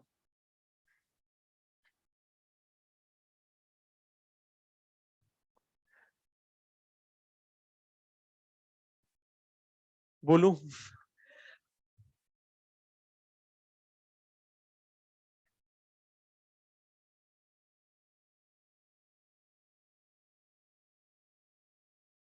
सुनते जाना अब, है ना? एक बार सुन लो, यहां पर पता है कुल मिलाकर दो टर्म है। कौन कौन सी टर्म है? एक तो ये टर्म फर्स्ट टर्म, और सेकंड टर्म पता है क्या हो गई? ये वाली, मतलब माइनस भी इंक्लूडेड है। ये फर्स्ट टर्म हो गई और ये सेकंड टर्म हो गई। अब मुझे यहां पर कुछ बातें करनी है। जब भी आपको डेटा गिवन होगा और कुछ भी मेंशन नहीं होगा, बाय डिफॉल्ट बातें किसकी हो रही है? सिस्टम की बातें हो रही है। डेल्टा एस आपको गिवन है, मतलब बाय डिफॉल्ट किसका गिवन है? सिस्टम का गिवन है। डेल्टा एच आपको गिवन है, मतलब बाय डिफॉल्ट किसका गिवन है? सिस्टम का गिवन है। अब मुझे एक बात बताना, आप अगर सपोज करो आपको कोई बोल दे डेल्टा एच क्या है? नेगेटिव है। डेल्टा एच क्या है? नेगेटिव है। और डेल्टा एस क्या है? पॉजिटिव है। एनर्जी का मिनिमाइजेशन हो रहा है क्या? यहां पर डिसऑर्डरनेस बढ़ रही है? दोनों क्या कहना चाह रहे हैं? प्रोसेस क्या है? स्पॉन्टेनियस, मतलब डेल्टा जी क्या हो जाएगा, स्पॉन्टेनियस नेगेटिव हो जाएगा। आप यहां पर भी वैल्यू पुट करके रख दो, नेगेटिव है ना। डेल्टा एस क्या है, पॉजिटिव, टेम्परेचर पॉजिटिव, मतलब ये टर्म पॉजिटिव और ये नेगेटिव, इसको क्या बना देगा, नेगेटिव। तो फर्स्ट टर्म भी नेगेटिव और सेकंड टर्म भी नेगेटिव, मतलब डेल्टा जी भी नेगेटिव। मतलब मैं कह सकता हूं प्रोसेस क्या होगा, spontaneous at all temperature, at all temperature, मतलब डेल्टा जी क्या आ जाएगा, लेस देन 0। ये बात समझ में आ रही है, ठीक है। अच्छा मुझे एक बात बताओ, अगर डेल्टा एच है पॉजिटिव और डेल्टा एस है negative, endothermic minimization of energy नहीं हो रहा है, यहां पर तो मैक्सिमाइजेशन ऑफ एनर्जी हो रहा है, मतलब नॉन स्पॉन्टेनियस, ठीक है। अच्छा यहां पर अगर मैं बात करूं डिसऑर्डरनेस क्या हो रही है, कम हो रही है, मतलब ये भी नॉन स्पॉन्टेनियस, मतलब दोनों मिलकर कहना चाह रहे हैं सिस्टम क्या है, नॉन स्पॉन्टेनियस। फॉर्मूले की मदद से भी देख लो, ये पॉजिटिव, ये नेगेटिव, ये पॉजिटिव, मतलब ये term negative, negative negative, positive, मतलब डेल्टा जी क्या हो जाएगा, पॉजिटिव, और डेल्टा जी अगर पॉजिटिव है मतलब मैं कह सकता हूं प्रोसेस क्या होगा, नॉन स्पॉन्टेनियस। और नॉन स्पॉन्टेनियस ये हर बार रहेगा, हर टेम्परेचर पर रहेगा। इसमें किसी को डाउट है तो बोलो। दोनों तरीके से बता रहा हूं, कॉन्सेप्ट भी बता रहा हूं और फॉर्मूले की मदद से भी बता रहा हूं, ऐसे नहीं बस फॉर्मूले में वैल्यू पुट करके बता रहा हूं, पागल नहीं बना रहा हूं, ध्यान से देखो। हाँ नेक्स्ट अब बात करते हैं, अगर डेल्टा एच है नेगेटिव और डेल्टा एस भी क्या है, नेगेटिव। सुनना ध्यान से, ये कहना चाह रहा है स्पॉन्टेनियस मिनिमाइजेशन ऑफ एनर्जी, और ये कहना चाह रहा है नॉन स्पॉन्टेनियस रैंडमनेस कम हो रही है। अब दोनों लड़ पड़े तो डिसाइड कौन करेगा, परिस्थितियां, कंडीशन, टेम्परेचर, और तीसरा फैक्टर आ जाएगा डेल्टा जी। अब मुझे एक बात बताना, सुनते जाना ध्यान से, यहां दो कंडीशन बनेगी, सुनना। ये तो हो गया नेगेटिव, ये क्या आ गया, नेगेटिव, है ना। ये नेगेटिव और ये नेगेटिव, ये हो गया पॉजिटिव। अब मुझे पता है ये नेगेटिव है तो ये तो फिक्स हो गया, पर इसका ये जो पॉजिटिव है ये किस बात पे डिपेंड करेगा, टेम्परेचर पे डिपेंड करेगा। अब आप मुझे बताओ, अगर मैं टेम्परेचर रखता हूं लो, लो टेम्परेचर, मतलब ये पॉजिटिव क्या होगा, ज्यादा होगा या कम होगा। अगर ये पॉजिटिव होगा कम, ये नेगेटिव होगा ज्यादा, मतलब ओवरऑल रिजल्टेंट निकल निकल कर आएगा नेगेटिव, मतलब स्पॉन्टेनियस। मतलब स्पॉन्टेनियस कब है, ये स्पॉन्टेनियस एट लो टेम्परेचर। तो अब एक बात मुझे बता दो, डेल्टा जी क्या हो जाएगा, लेस देन 0। इसका जस्ट ऑपोजिट करूंगा तो कह सकता हूं non spontaneous at high temperature. एक बार देख लेते हैं, ये नेगेटिव ये पॉजिटिव, टेम्परेचर अगर मैंने हाई कर दिया, हाई, मतलब मैं कह सकता हूं ये पॉजिटिव वैल्यू बढ़ जाएगी, और अगर ये पॉजिटिव वैल्यू बढ़ गई मतलब मैं कह सकता हूं डेल्टा जी जो रिजल्टेंट निकल कर आएगा वो पॉजिटिव निकल कर आएगा, मतलब non spontaneous. Non spontaneous at high temperature, non spontaneous at high temperature, मतलब मैं कह सकता हूं डेल्टा जी यहां पर क्या हो जाएगा, ग्रेटर देन 0। अगर मैं यहां पर बात करूं, ये पॉजिटिव ये